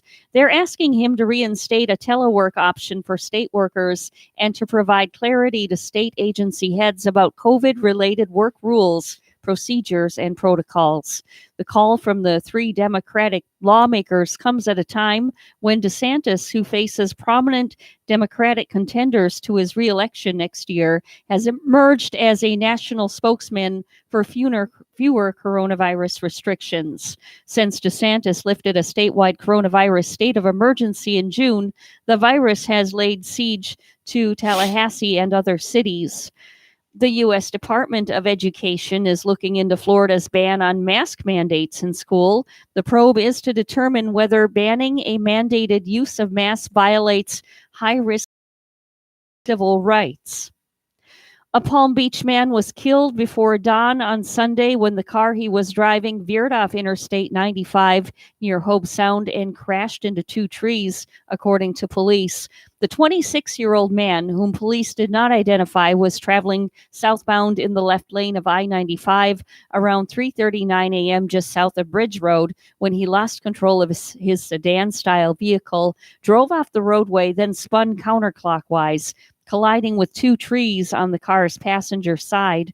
Florida Highway Patrol stated that the car then rotated clockwise off the two trees and came to a stop facing south in the grass median. The man was airlifted to St. Mary's Medical Center in West Palm Beach, where he was pronounced dead. An investigation into the crash is pending. Some community members in Indiantown came together to remember a young mother. It was to honor 23-year-old Perrin Damrun, whose body was recovered last weekend in the water below. Lisa Irvin, who organized a walk Sunday night over the St. Lucie Canal. There's a lot of love here in a community, said Irvin. It touched me. It touched my heart a lot. So I just kind of wanted to organize something for her that maybe shined a little light and was positive on the whole thing. Irvin, who didn't know Damrun, but wanted to show support for her and other victims of crime she knew. Authorities said Damrun went missing on Friday, September 3rd, when deputies saved their suspect, Eric Westergaard, 45, picked her up at her home. Westergaard claimed Damrun fell at his home in Jupiter Farms. He didn't confess to her murder, but told detectives he wrapped up her body and tossed it over the bridge. Candles were lit and flowers were tossed into the canal. A prayer was offered by council member Susan Thomas. Lastly, travel app called Hopper uses an algorithm that looks at travel trends and prices from other years, and it found that today is the best day to buy your tickets. This week is a good time to book flights in general, especially for Christmas, that is, but tickets might be slightly more expensive by Friday than they are today. And if you're not ready to book yet, they say prices probably won't skyrocket until late October. Once we hit November, prices for flights around Thanksgiving will spike 40%, and the same thing happens in the last few weeks before Christmas.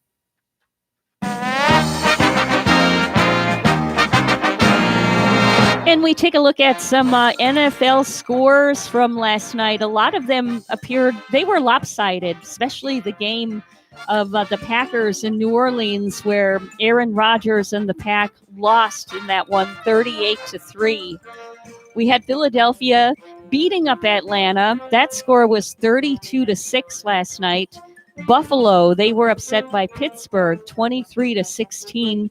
The Bengals clipped Minnesota 27-24.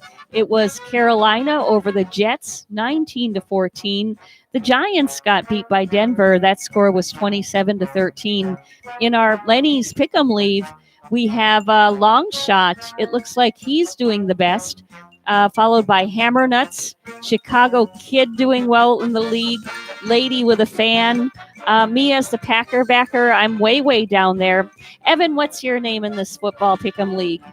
I'm way down at the bottom. I know, but you have one more right than me. I think it's WWE announcer / Mets announcer or something like that. Debut year for Evan, and Evan is clipping me by 1 point. But I have 6 picks for me this week. Not so well. Right. Our news time is 8:26. We'll have weather and traffic together next.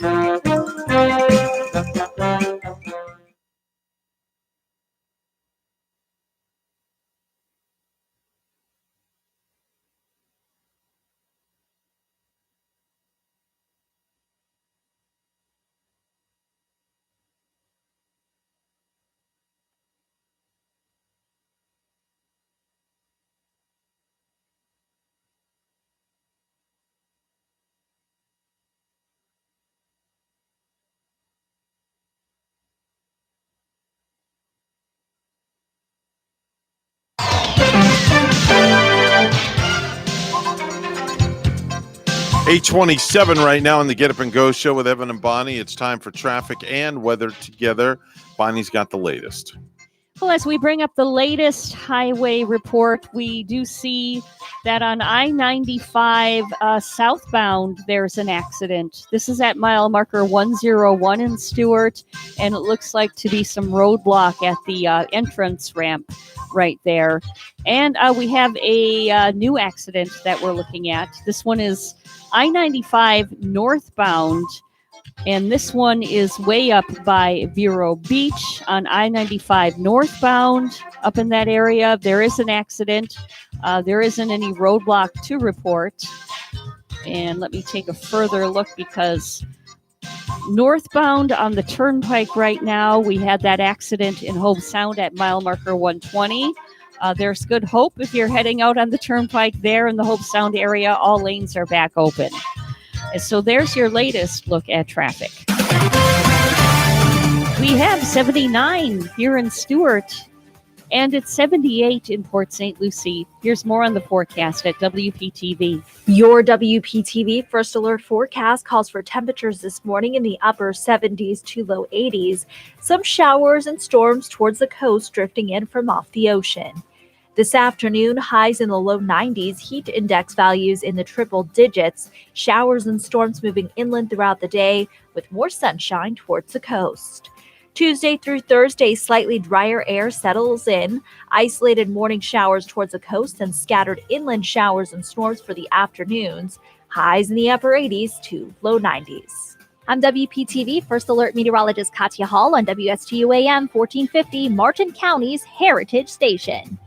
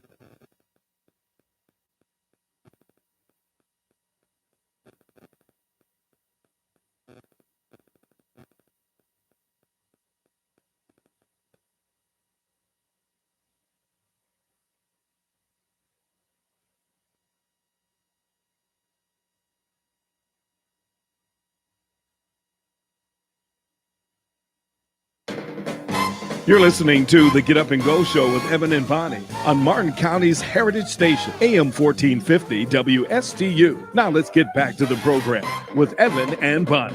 8:31 is the time right now on the Get Up and Go show with Evan and Bonnie, and it's time for our daily dose of space to kick off the week. So here's Randy Siegel. Good morning, Randy. And good morning to you, sir.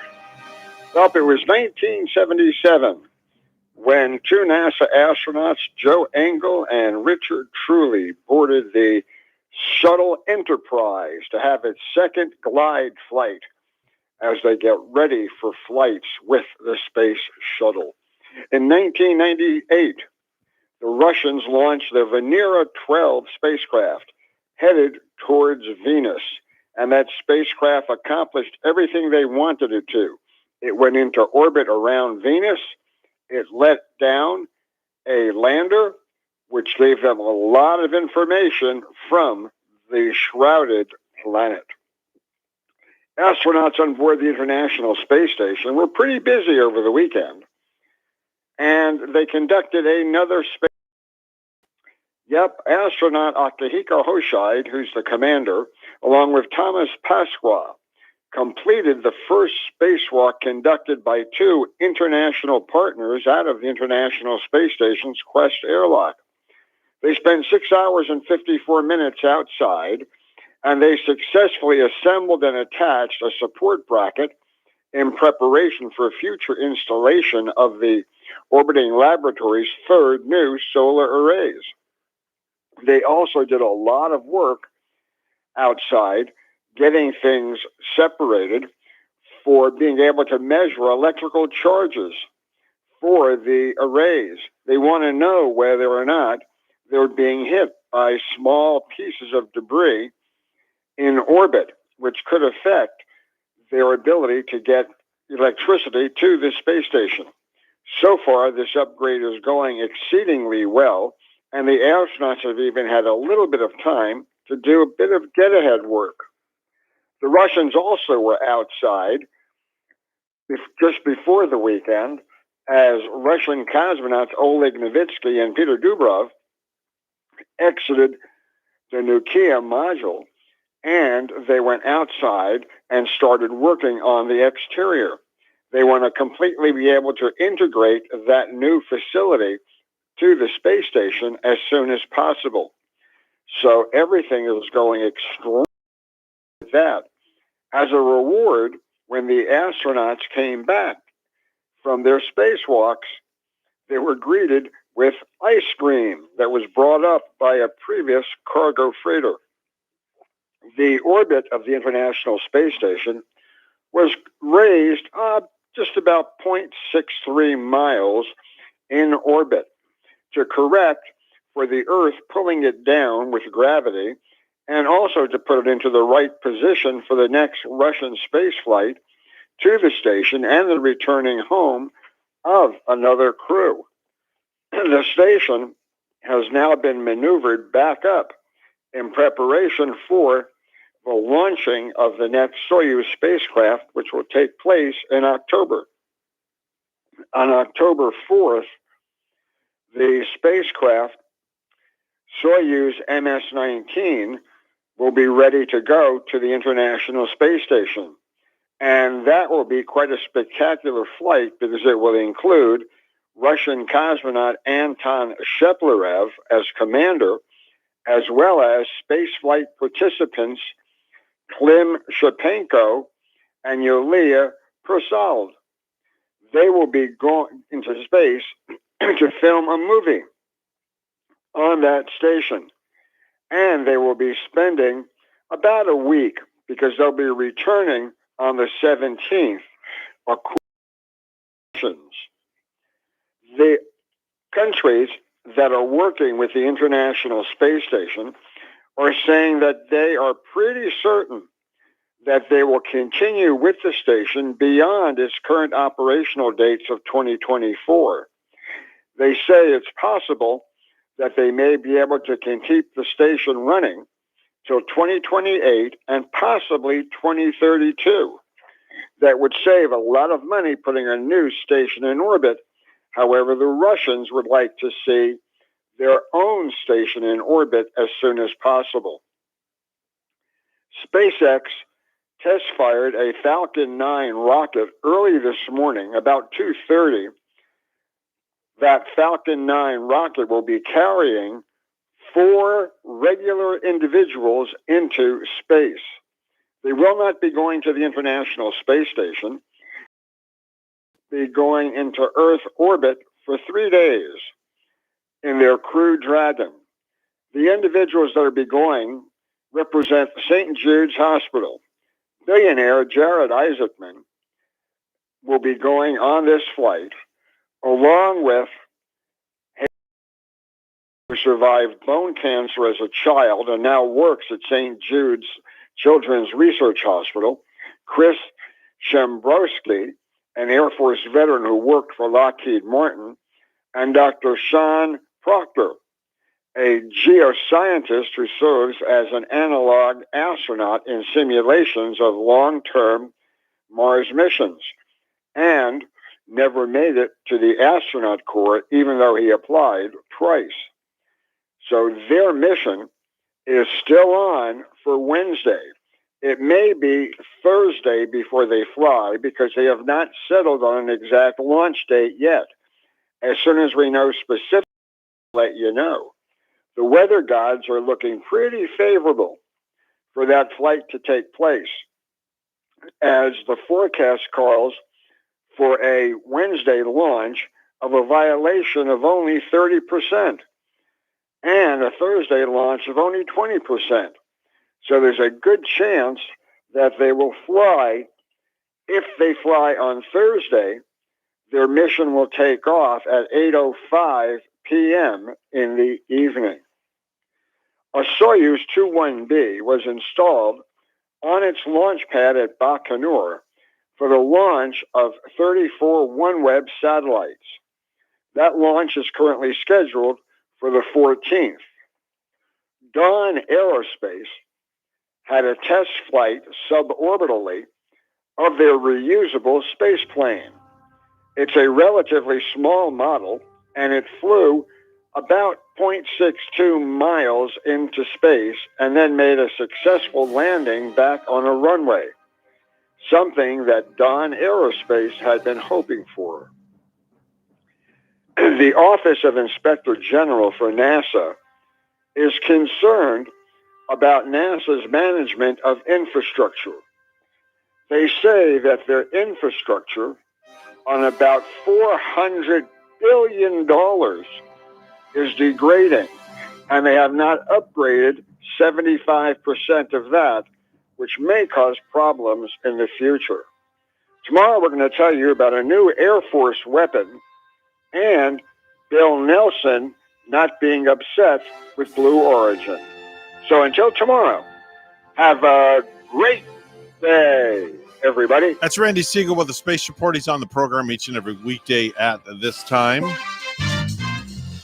It is 8:39, coming up on 8:40 right now on the Get Up and Go show. It's time for news once again, brought to you by St. Lucie Jewelry and Coin. For the best deals in town on precious metals, always our good friends at St. Lucie Jewelry and Coin. Here's Bonnie with the headlines. Good morning, Bonnie. Good morning, Evan. A candlelight vigil was held in Palm City Saturday in honor of the victims of the 9/11 terrorist attacks 20 years ago. It was held at the Peter and Julie Cummings Library in Palm City. WPTV's Josh Navarro was on hand and has the report. My captain, Tom Farino, engine 26. Firefighter, Paul Tagmeyer, engine 26. Lieutenant Bobby Hess, engine 26. The names of firefighters who died on 9/11 from New York City Fire Station Engine 26 were read out loud during a candlelight vigil in Palm City. Those around the world knew exactly where they were, who we were with, what we were doing, as if it was yesterday. Our lives and the life of the world were changed forever. The Opus Choir sang the national anthem. People prayed, and there was a wreath laying. Amen. It was wonderful. It was a community that came together to just go through the last 20 years we've all were affected. Many of the speakers Saturday night talked about unity, but also how hard that day was for so many. Dennis McKenna lived through September 11th working for ICE. McKenna says he later transferred to South Florida and was diagnosed with PTSD. He says memorials like this one help him heal. And getting involved in something like this really help because it helps you get it out. 20 years later, Johnny Fenimore still feels the impact of 9/11.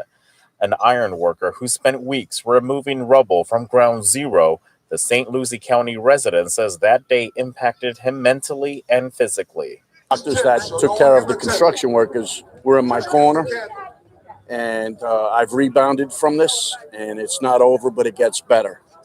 In the end, 2 light beams projected into the sky, mimicking the ones in New York City. To make sure that we don't forget, this is a very special day. Some horrible thing happened to us in America, and we're still healing.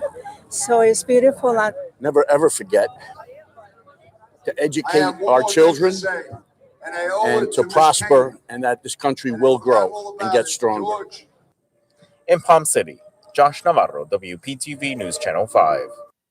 Miami's top cop and how he got to South Florida is expected to go under the microscope today. Already too late to make next month's ballot, Miami commissioners today are talking about a resolution the mayor vetoed in late July. Voters decide whether to update the city charter to require the city manager select a police or fire chief already endorsed by a selection committee.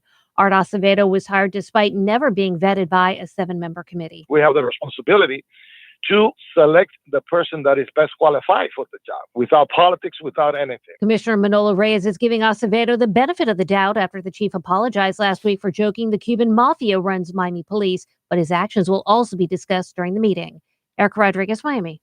Today marks Missing Children's Day in Florida, which will be recognized with an annual ceremony at the state capitol. Terry Lynn with the Jimmy Rice Center for Victims of Predatory Abduction says you should talk to your kids about stranger danger. We need to give children the tools, what they should do if they find themselves in an uncomfortable situation. You need to tell your children if somebody attempts to abduct them, that child needs to scream and run. To date, there are 1,252 children missing in Florida. Lastly, rock star Rod Stewart and his son Sean have reached a plea agreement that would allow them to avoid a trial on battery charges stemming from a New Year's Eve 2019 incident at a Palm Beach, Florida hotel, court records show. County Judge August Bonavita canceled a trial scheduled and set a plea in absentia hearing for October 22nd. The move allows Rod and Sean Stewart to enter a plea without having to appear in court. Rod Stewart, age 76, and Sean Stewart, 41, each were charged with simple battery after an altercation with a security guard at the Breakers on December 31st, 2019.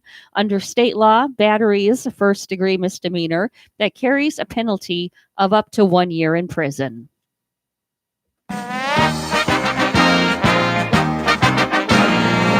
Florida officially has a quarterback controversy on its hands heading into the SEC opener against Alabama. Backup quarterback Anthony Richardson once again outperformed Emory Jones in his first career road start Saturday, scoring 3 total touchdowns in the number 9 Gators 42-20 over USF. Jones threw 2 interceptions after the break, and the Bulls 0-2 outscored UF 17-7 in the second half. After the game, Florida coach Dan Mullen said Jones is still his starting quarterback. Our news time is 8:45. We'll have weather and traffic together next.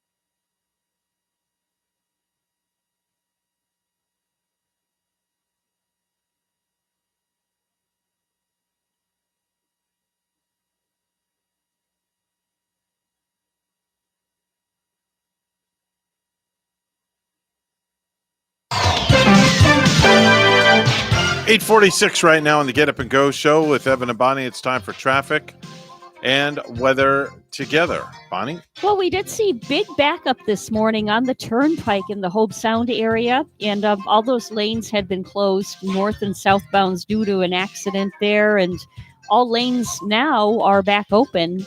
So that's areas looking better if you're heading through. Also this morning, I-95 southbound, mile marker 101 in Stewart, there is an accident, and it looks like the entrance ramp there is blocked.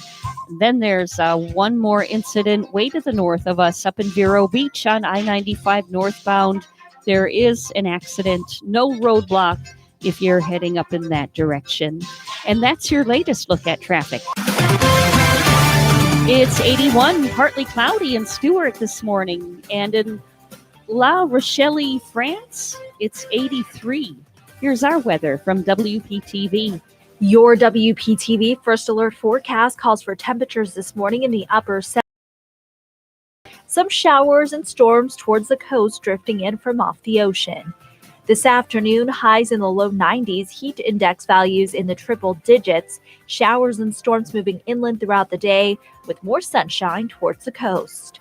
Tuesday through Thursday, slightly drier air settles in, isolated morning showers towards the coast and scattered inland showers and storms for the afternoons, highs in the upper 80s to low 90s. I'm WPTV First Alert meteorologist Katya Hall on WSTU AM 1450, Martin County's Heritage Station.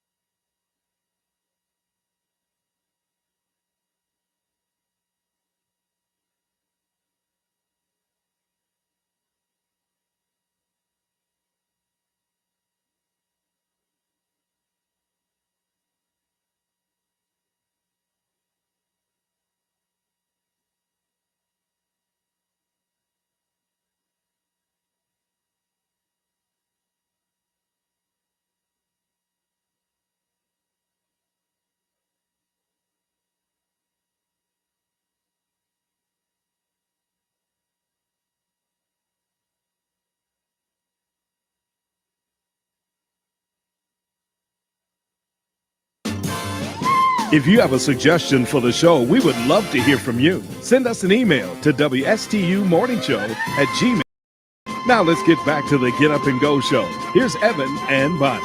8:51 on the Get Up and Go show with Evan and Bonnie. Oh, our phone's ringing. All right, let me go to the phones. Hi, good morning. You're on the air. Yeah, man. Oh, well, hey there, Fredo. Good morning. How are you? Doing good. Phil called me. He's not feeling good. He got that COVID thing. So he asked me to Oh, bring you that's the right. top 10 list today. Yeah, man. Oh, okay. So you're gonna deliver the top 10 list in place of Phil, who is at home recovering from COVID. Yeah, man. Okay, Hi, so Bonnie. Hi, baby. How you doing? All right. Well, Hi. okay. All right. Let me hit the music. Hold on. And now, ladies and gentlemen, boys and girls, insects and children of all ages, it's now time for Fredo's top 10 list. So without further ado, here's Fredo with the top 10. Yeah, man, from the home office of Yeehaw Junction, Florida. It's Fredo's top 10 party tips.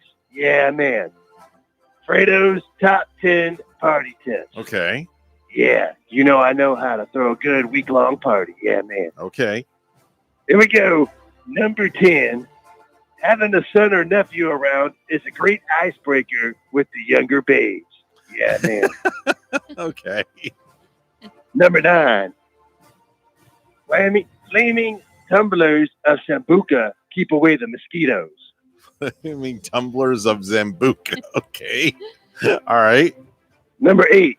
Pretending to lose a contact lens is a terrific way to get up close to see the lady's feet. Yeah, man. That's a good one. I like that one. Okay. Number 7. Make sure all cocktail napkins have liability waiver on the back. Okay. Number 6. Wake up the kids after midnight for Jello shots. Yeah, man. Wake up the kids. Whose kids? Yeah, Your really. kids? Whose kids? All right, go ahead. Don't you worry about that. Number 5. Mix Chivas and Slim Fast. Get drunk and lose weight. Yeah, man. Okay. 2 words. Wang Chung. Number 3. Invite the priest and the rabbi to the party, because those guys are party nut jobs. Yeah,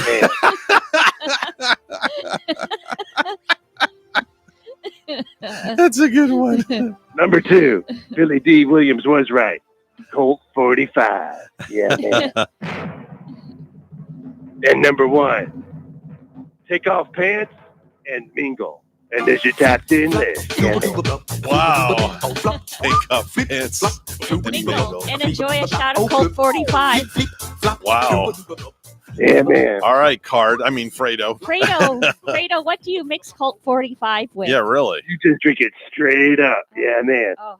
Wow. And if you drink the Colt 45, those pretty little heels will be off, and I'll be massaging your feet in no time. Yeah, man. You pretend you lose a contact lens when you do it? Oh, yeah. I go, you see my contact lens? Oh, by the way, you got pretty little nails. Yeah, man. Now, let me ask you a question. All right, Yeah. and I'm sorry for being naive here, but is Colt 45 is a beer? It's a malt liquor. Malt liquor. Okay, because I don't drink, so Yeah. I didn't know what it was. Oh, and you know what? Also, horses drink Colt 45. Horses? Get it? Yeah, Colt. because during Colt the summer, the horses 45. can't sweat.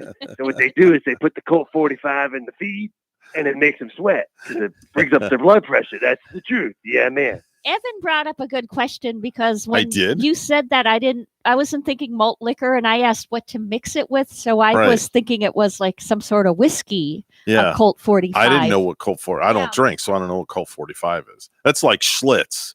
Schlitz, I know, is a malt liquor because Yeah. I've heard it in like commercials and things like that. Schlitz malt liquor bull. Yeah, man. Yeah. And Schlitz, I think, was a regular beer. Be careful how many times you say Schlitz Yeah. because you may accidentally You may say have the to do the splits. Yeah, exactly. Hey-oh. That was like her. Did you hear her One Direction joke earlier this morning? Oh, I heard all about it. Yeah, I was laughing because Bonnie, she's beautiful and also funny. Yeah, man. Beautiful and funny at the same time. So how is how is our friend Phil doing, by the way? Any update? Did you did He's talk doing to him? good. I went over and massaged his feet for him to get some blood going in his system. I hope you wore a mask because you know of he's got course I wore a mask. COVID-19. I also had I did those Fredo's Jello COVID shots. Don't forget that. So I'm good to go. Oh, okay. All right. Yeah. Just making sure. Just do those shots and it'll knock the COVID right out of you. I understand. Yeah, man. I understand his wife's not feeling too good either.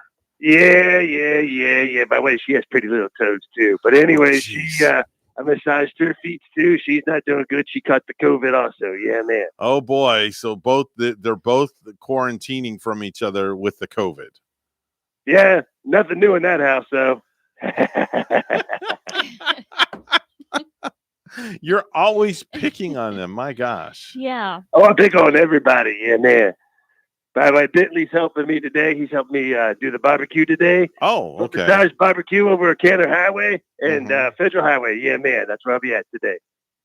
Okay. Yeah. All right. Well, then. Behind the Cube Smart. The Cube Smart. I think I've seen that over there. Oh, okay. I think I saw doesn't it have like big letters on it that actually says Cube Smart? I think I've seen it. Yeah, man. So now you know where I'll be at. Yeah, man. Well, I'm not coming near you if you were over to Phil's household.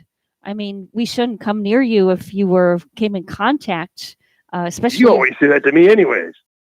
Somebody's feet with, really. come back and come in COVID contact. Yeah, really. That's transferring of disease. All right, let me grab this other line. The other line's ringing in, so we'll talk to you in a bit. Bye-bye. All right. Hi, good morning. You're on the air. This is AT&T calling with important information about your account. Well, I don't know what important information there could be. I don't know what to make of that. What really, the ones that really irk me is those scam likelies. And that was legit. We weren't playing. That was like not recorded. I just answered the phone cold. Wow. Okay. Well, leave us alone. Our account's fine. Anyway, well, that's a wrap for us. The Monday edition of the program is done, and we go on for another 21 hours, and we'll be back on Tuesday. Remember, if you have good values on the inside, you won't look for validation on the inside. We will be blended starting this Friday for an entire week and one day. Yeah, we had it totally confused this morning. We thought we God. were already blended. I know. Oh, man. We came in with blended spirit. And I think we everything. just need to go in one separate direction, and then we'll be okay for the rest of the week. That's pretty much it. Oh, don't forget to make your Monday night football pick. Yeah. In case you didn't do so already. Yes, make sure and do that. Make your Monday Night Football pick.